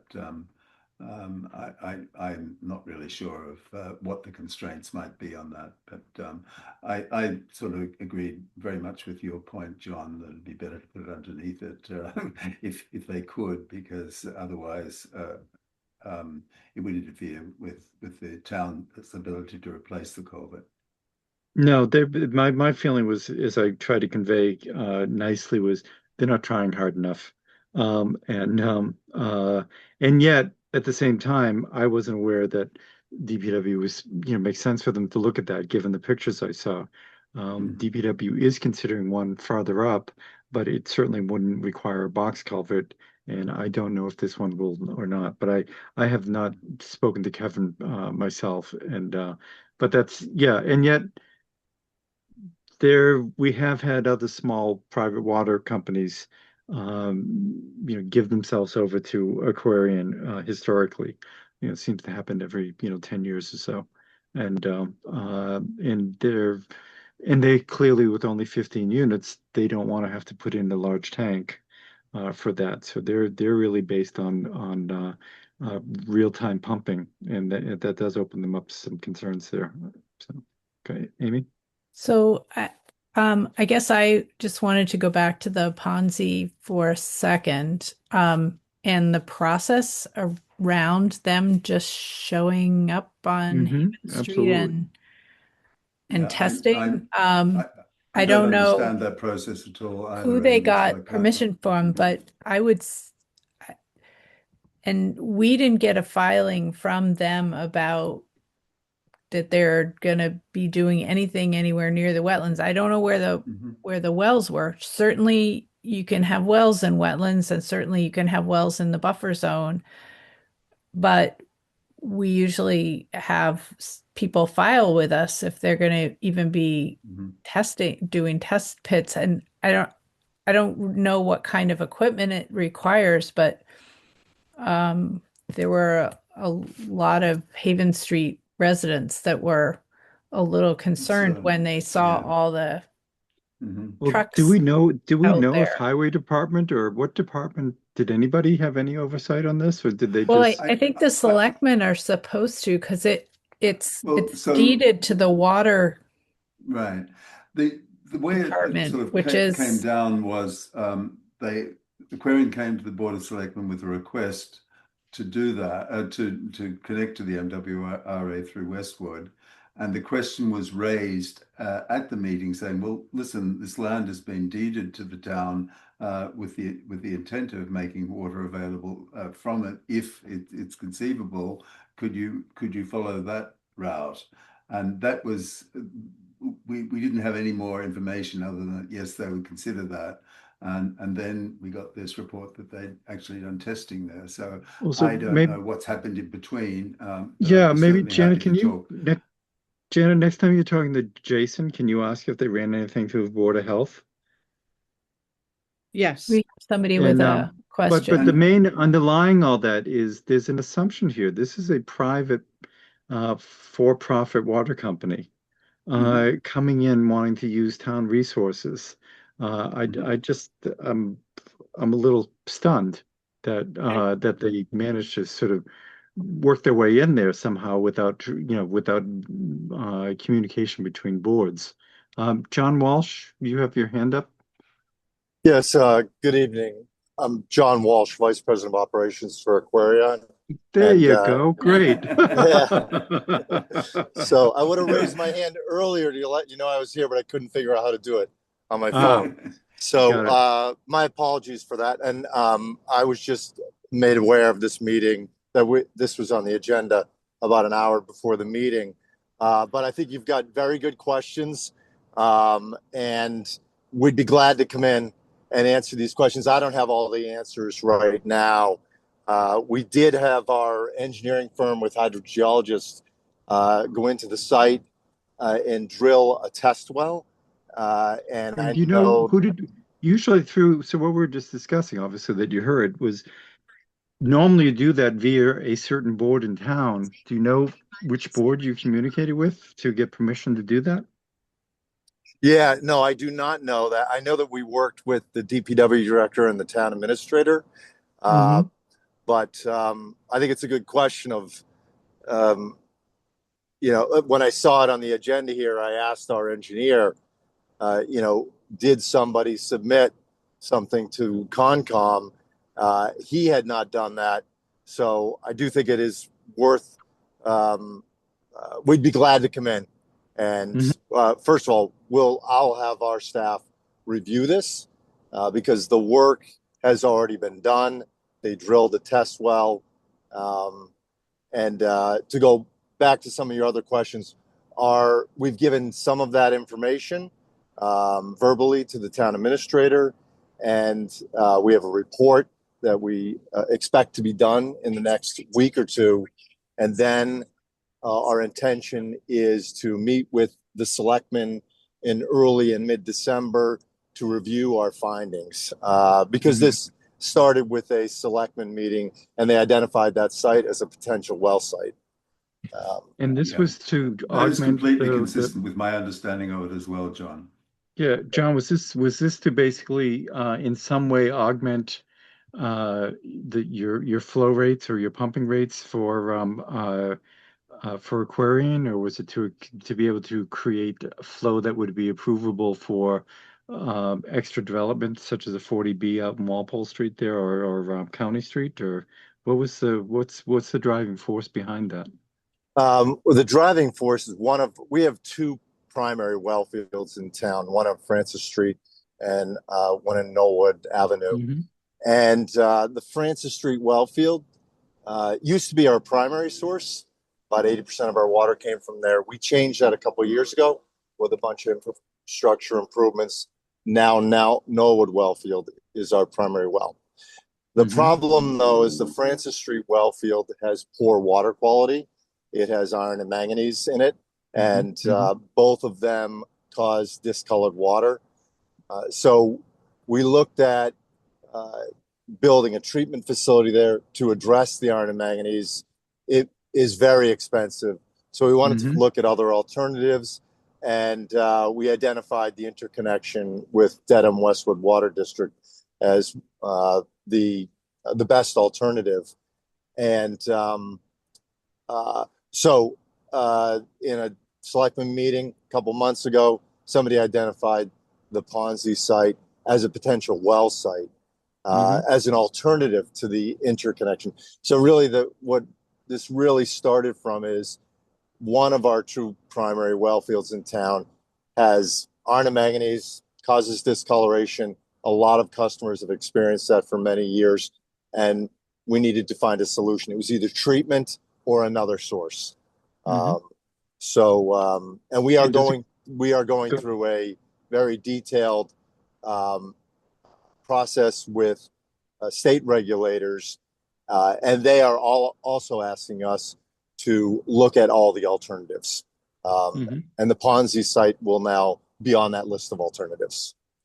And is the treatment I'm assuming Ponzi was just over the level for PFAS, or was it significantly, or?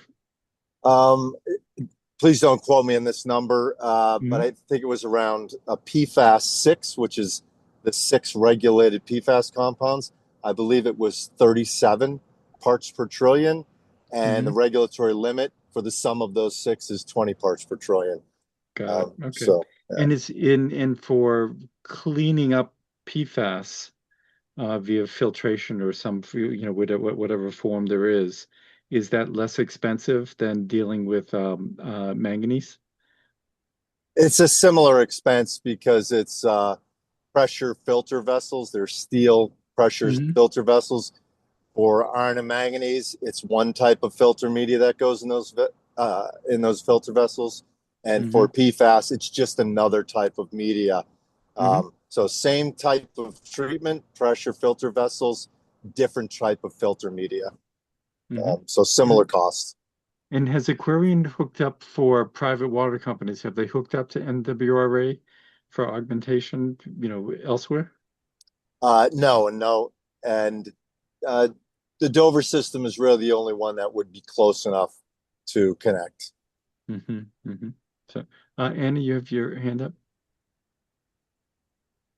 Yeah, I just wanted to bit of background, bit of context. I just remembered. So when we were working on the land transfer a few years ago to basically clean up the deed restrictions we tried to do, I ended up talking to town council about this property in specific because its deed restrictions are conservation and water. hence how it showed up in the selectmen meeting.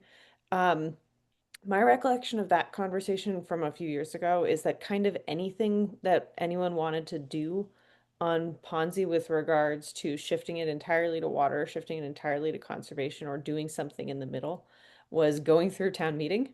So I think that's an extra exciting twist on, you know, what would filtration look like? Will it also include a town meeting approval of some sort? Yeah, it would most definitely require a town meeting approval if it had a cost for the town. Yeah. Well, even Also, even well, to without me, what- even without a cost, I think it Yeah, that's the thing is is what Anna because- was saying.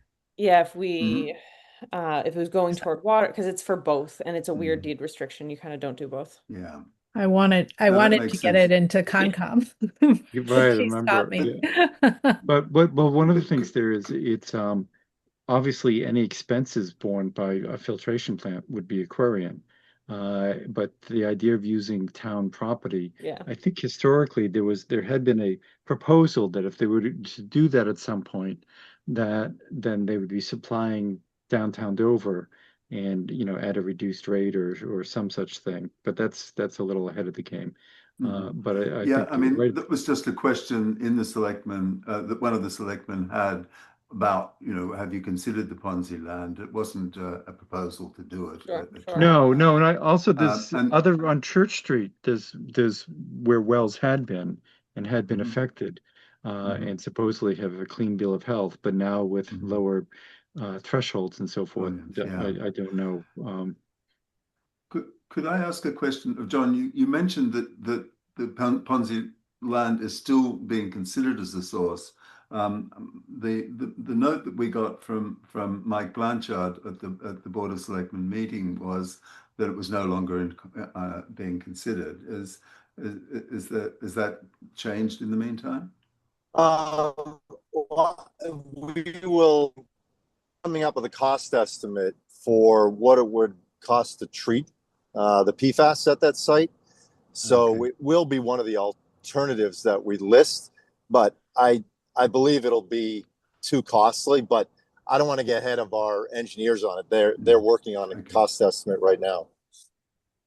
And what happens if you can't, hook up to NWRA, which seems like untested territory, and it's just very costly to either deal with manganese or PFAS.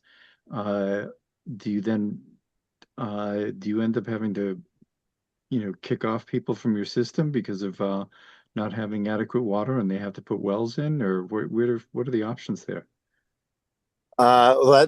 That is not an option to yeah, that's not an option. We are obligated to provide water within our franchise area. And our understanding, we bought this system back in 2021. Our understanding is the franchise area is all of Dover. So we have an obligation to serve folks who request to be connected. Now, the caveat there is if their home is a mile away from where our water main is located, the customer would have to pay for that water main, for 1 mile of water main. So, but we're obligated to serve folks in the community. And this is a very important topic for the town. I definitely recognize that. So we will be working closely with the town administrator and through him with the selectmen to make sure the community is well informed of what the options are. I will say that the Dedham Westwood Water District interconnection does require the town to become members of the MWRA. That requires a town meeting vote. And I want to be careful there because I don't want to step on the toes of the selectmen. So I think we're best for us to continue communicating with the town administrator and through him, the selectmen, through this process. No, there's no question. This is a complicated multi-step process, and not unusual. Other towns that I work with, manganese has become a major problem. Basically, an awful lot of water is being pumped out, and you're ending up with discolored water to the point of one town I worked with.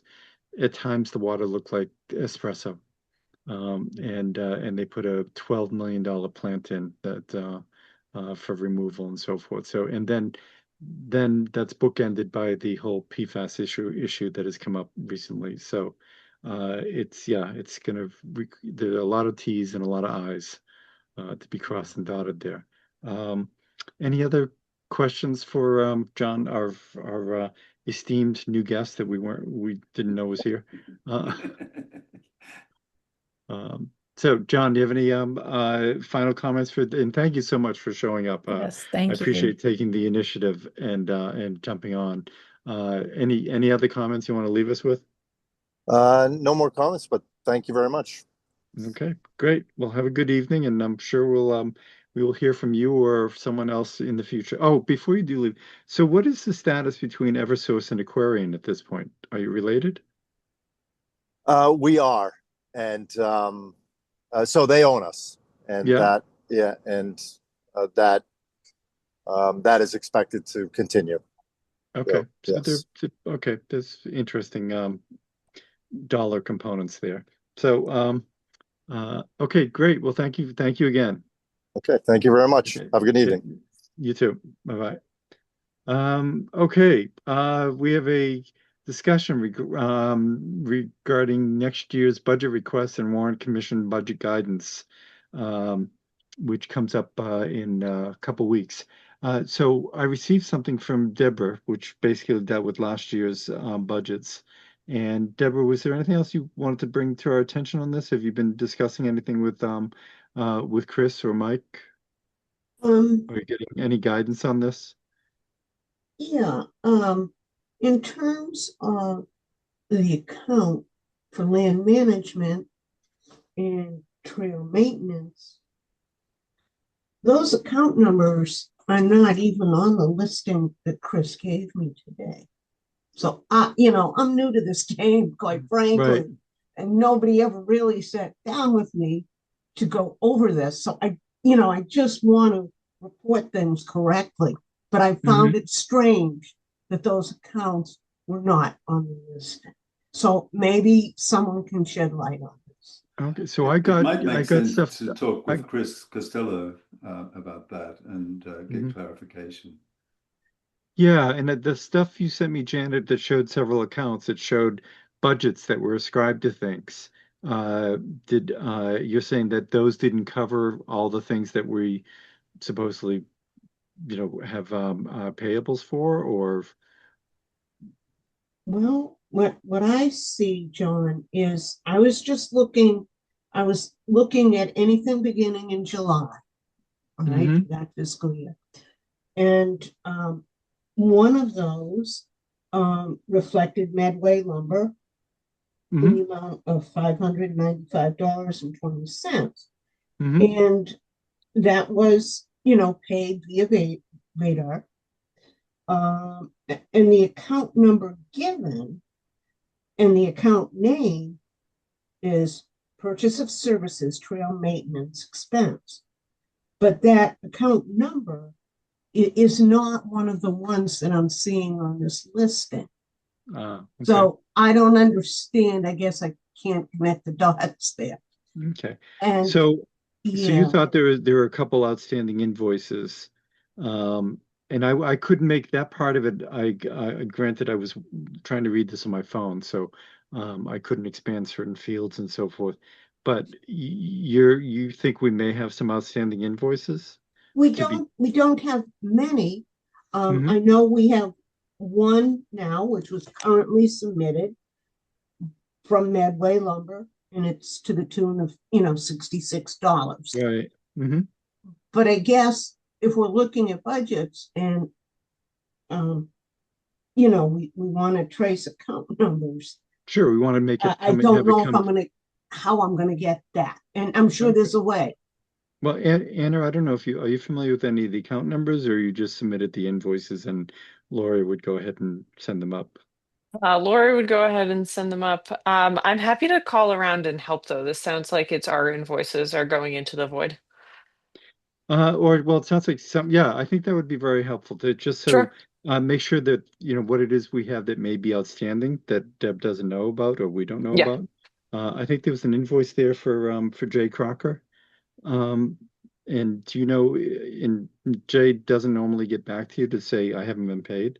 So, we just want to make sure that, we're covering people. Yeah.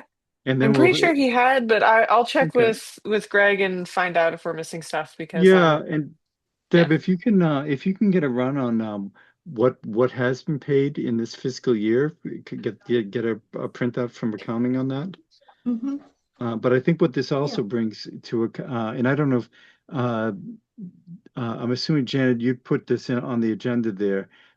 This is on that budget request component there. We're really looking at what we're going to submit for our initial budget numbers. Is that correct, Janet?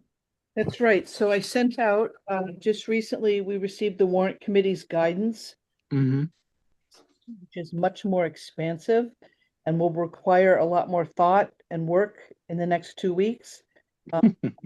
We have to submit this by December 8th, so we'll need to develop our requests and our numbers for our next meeting.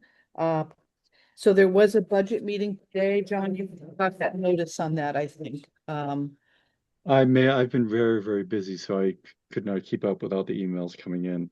But chance to look at this. It's a different approach with a lot more data-driven information that's being required, which is, I think. Which is what? You blanked out a little bit. I think Which is what? Yeah, I think it's a good thing what they're asking us to do. And we really need to get our numbers and some narrative to them by the 8th. And then every department is being asked to make a presentation to warrant. It used to be really only the big departments or if you had a big increase or a change. But there are more presentation guidelines. They're asking each department to develop key performance indicators, KPIs, new approach for the town. Again, I think it's a good development, but it's a lot of information that's going to need to be developed. So we had talked about the fact that my professional service budget line item is not a level service one. So there's a difference between a level funded budget and a level service budget. Level funded is, say you're stuck at 1% or 2.5, saying you can only be funded up to this certain amount of an increase. Level services, tell us what services you are provided and what that's going to cost. And Cam just came off as chair of the warrant committee last year, so he might contribute to this. But it's my understanding that if we provide a rationale, a justified rationale for any increases we feel are needed to provide a level service to the town, that's the case we would make. But I think tonight the commission needs to decide what increases they're going to make. I'm probably in the best position to provide the narrative and the numbers or the increase in professional services for the work I do. But there are 3 other fairly substantial pieces of information that need to be developed for this budget. And I would not be the person to do that. John. And what are those 3 that you're referencing? But one is if there is a shortfall, which there could be this year, you're supposed to identify specific cuts and savings if there is a budget shortfall, and then identify specific contingency cuts and savings if you have to if the budget has to be reduced up to a certain amount.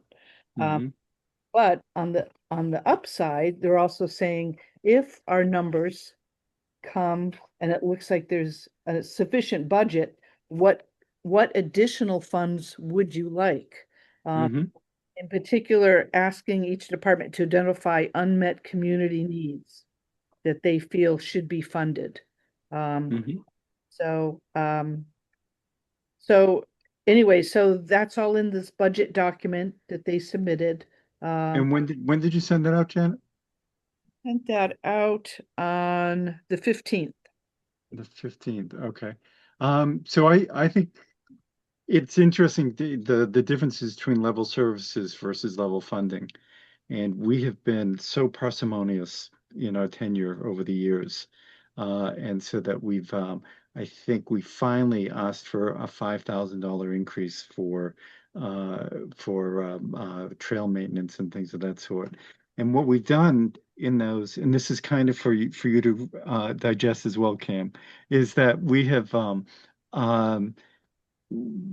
done, I think, a great job over the last 10 years, or even a little bit longer, of connecting the dots for additional property purchases that we did with DLCT and so forth, and with the goal of increasing our trail network, so because we could then make these properties contiguous and then do something with that for the benefit of Dover residents. We also opened up the Dedham Street property that's across from Strawberry Hill. Used to had just ended up getting very treed over the years as somebody who we used to let raise horses there.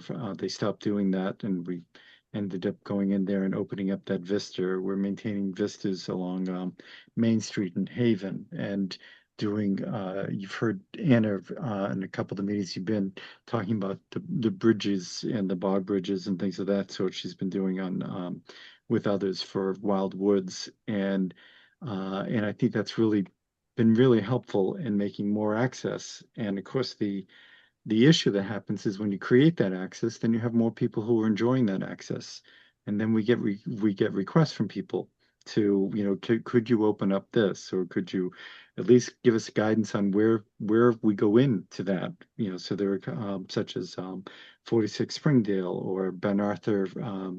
There's an easement up there, and so I think it makes sense for us to be thinking, commissioners, about and again, when we look for that sort of increase for trail maintenance, it would not be significant, relative to the overall budget, but we may be looking for increments on things of that nature. I think our biggest thing that we have is, as we've mentioned before, Janet has a budget for her services that we always exceed. And I think you've been able to see the amount of work that goes into and the diligence and the detail that goes into the things that we have to do that are not. I used to look at it and say, well, do we have more notices of intents? Do we have more DEP numbers than we have from year to year that we can chart? What we really have is many more enforcement orders coming up, that people do things because the trees have just gotten bigger over the last few years, over the last few decades, and they're all doing it at the same time, and people take it upon themselves, and we're reaching out and doing more education. We had asked at one point, like Board of Health had, and Planning Board and Building Department, they had an outside consultant come in to review, how we spend our money and how we compare to peer towns and things of that sort. And we've been told to do our own survey of peer towns. But frankly, none of us have the time to do that. We really do need an outside person to come and take a look at it. I think what we'd mentioned before was that with Janet, her run rate is currently around $120,000 a year. We have to ask the town for $40,000 a year for the last 3 years running, I believe. And ironically, I think you were here when we noted that 40 probably is work that she does for the town on behalf of us. And so somewhere, at this point, maybe it's something that we should just incorporate into our request and just say, this is what it is.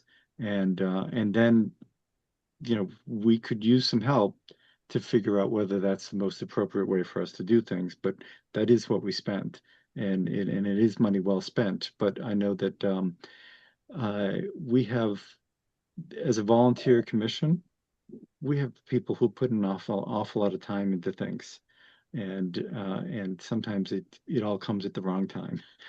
So we could, we could probably use some additional help at some point, but we don't know how to ask for that. Could I make a couple of comments there, John? Mhm. Firstly, I think it's clear that Janet does a lot of work that isn't strictly related to Concom work, and I think it would make sense for you to have a line item putting that into your budget, but saying, hey, this is because historically this is the extra work she's had to do in interacting with other departments and entities in the town. I really think that's a justified way of doing it. On the broader question of managing, how the budgets are constructed and so on, there has been a program this year that has been applied to the capital budget, and that's we've been driven by the Collins Centre that it's been brought in as a consultant on setting up processes and procedures for planning and working out what our capital budgets should look like, and for giving instructions to departments on how they should be documenting their capital needs. And the intent is to try and proceed to the operating budget next year and to do a very similar thing.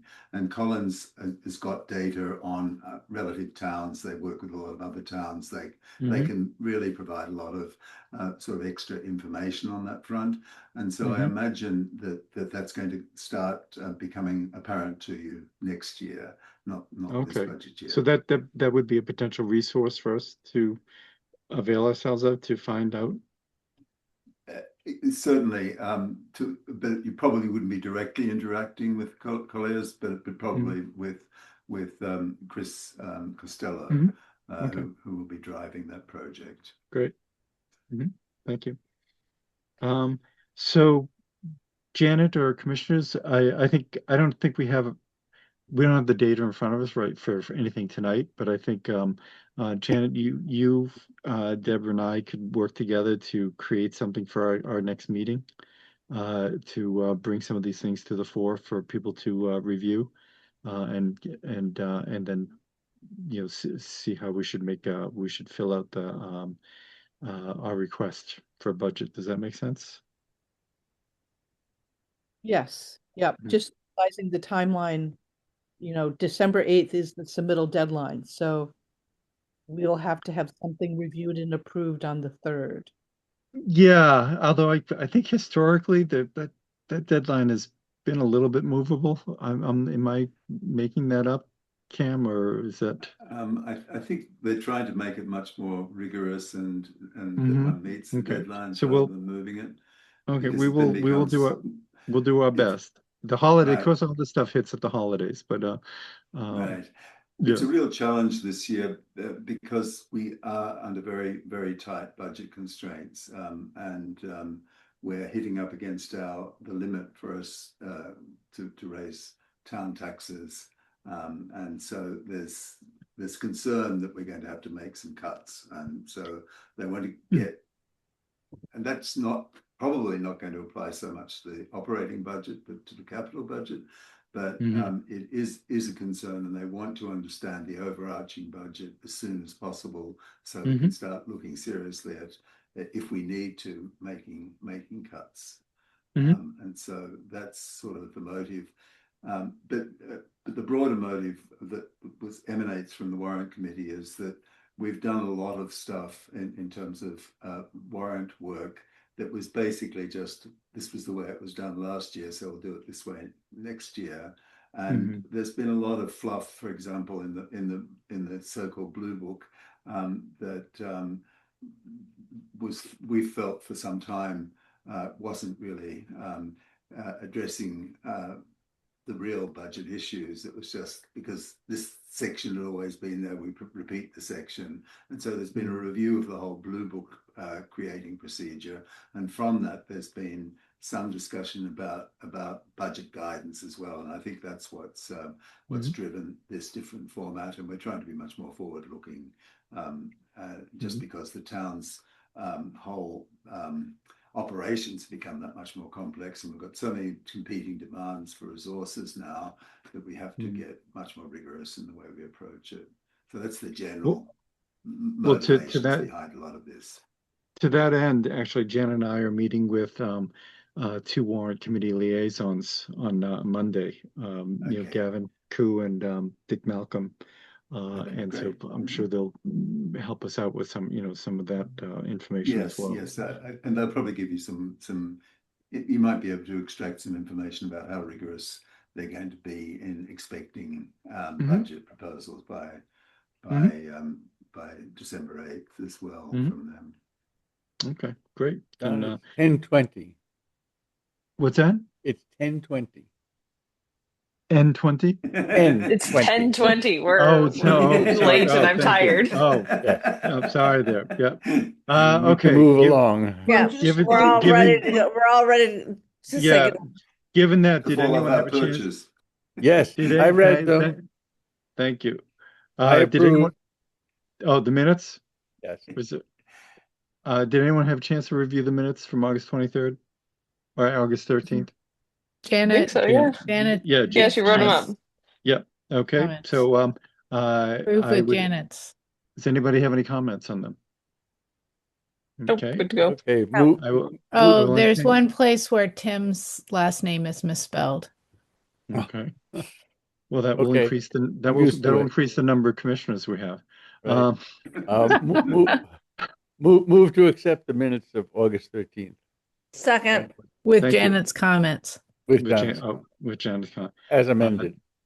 Thank you. All in favor? Tim? Aye. Amy? Aye. Sarah? Aye. Zyga? Aye. Anna? Aye. And I'm an aye. Okay. Quickly, let us move through Janet's report and then also touch base on OpenGov. Sure. So nothing new on Red Robin.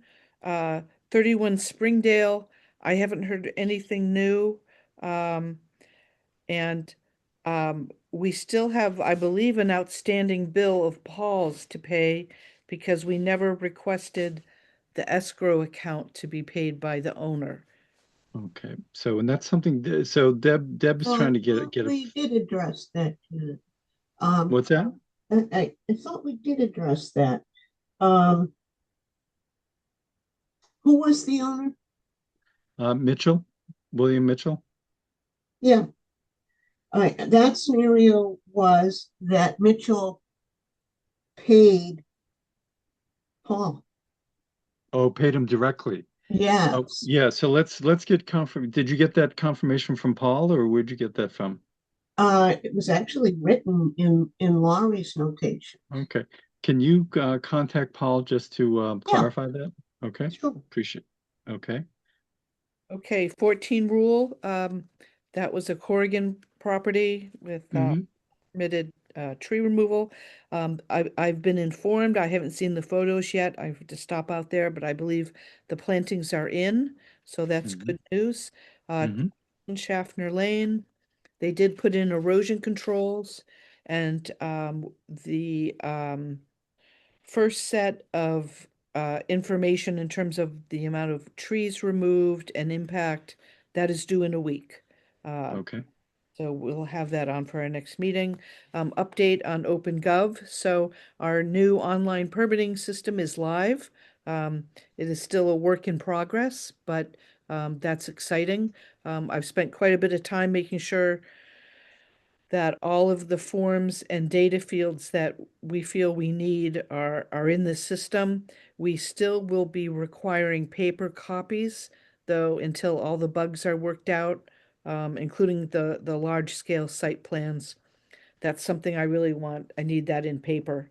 Anyway, so I think the biggest impact is with the building department, which does a lot of volume on permits. So I haven't heard anything negative yet, so that's good, I guess. No, So, and I'd just like to interject, Janet and Deb put in a phenomenal amount of work and effort on this. Like many things, it seemed to sort of come up much more quickly than we anticipated, and its end date actually got shorter and shorter. So it's another example of the amount of behind the scenes work that goes on, and it took an awful lot of effort. And I think, Cam, you know that Deb is fairly new with us.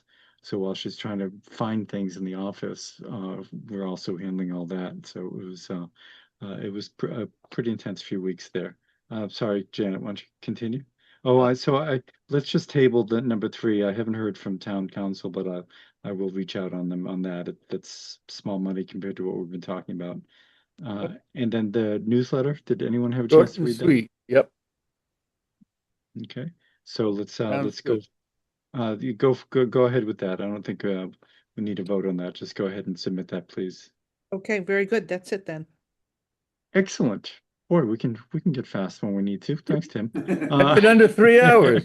And so, okay. Well, thank you, Yeah, everyone, 2 and minutes back. we'll keep an eye on Aquarian there. And hearing no objection, tonight's meeting is adjourned. Okay. Night. Night all. Great. Thanks, Night. thanks, Cam, Good for night. Yeah, briefing thank us you. Thanks. for No, all it's a 3 very hours. informative meeting, and I'm really quite enjoying it, even though I You're might the seem, one. Good. No, it's great to learn, these different aspects of the town. In the past, I've only been associated with financial stuff, and to get the broader view of what so many volunteers do in the town is for me very, very worthwhile. So thank you. Mhm. Well, excellent. Well, we're glad we have somebody that we know on the selectmen. Okay. Okay. Night, everyone. Good Bye-bye. night. Night.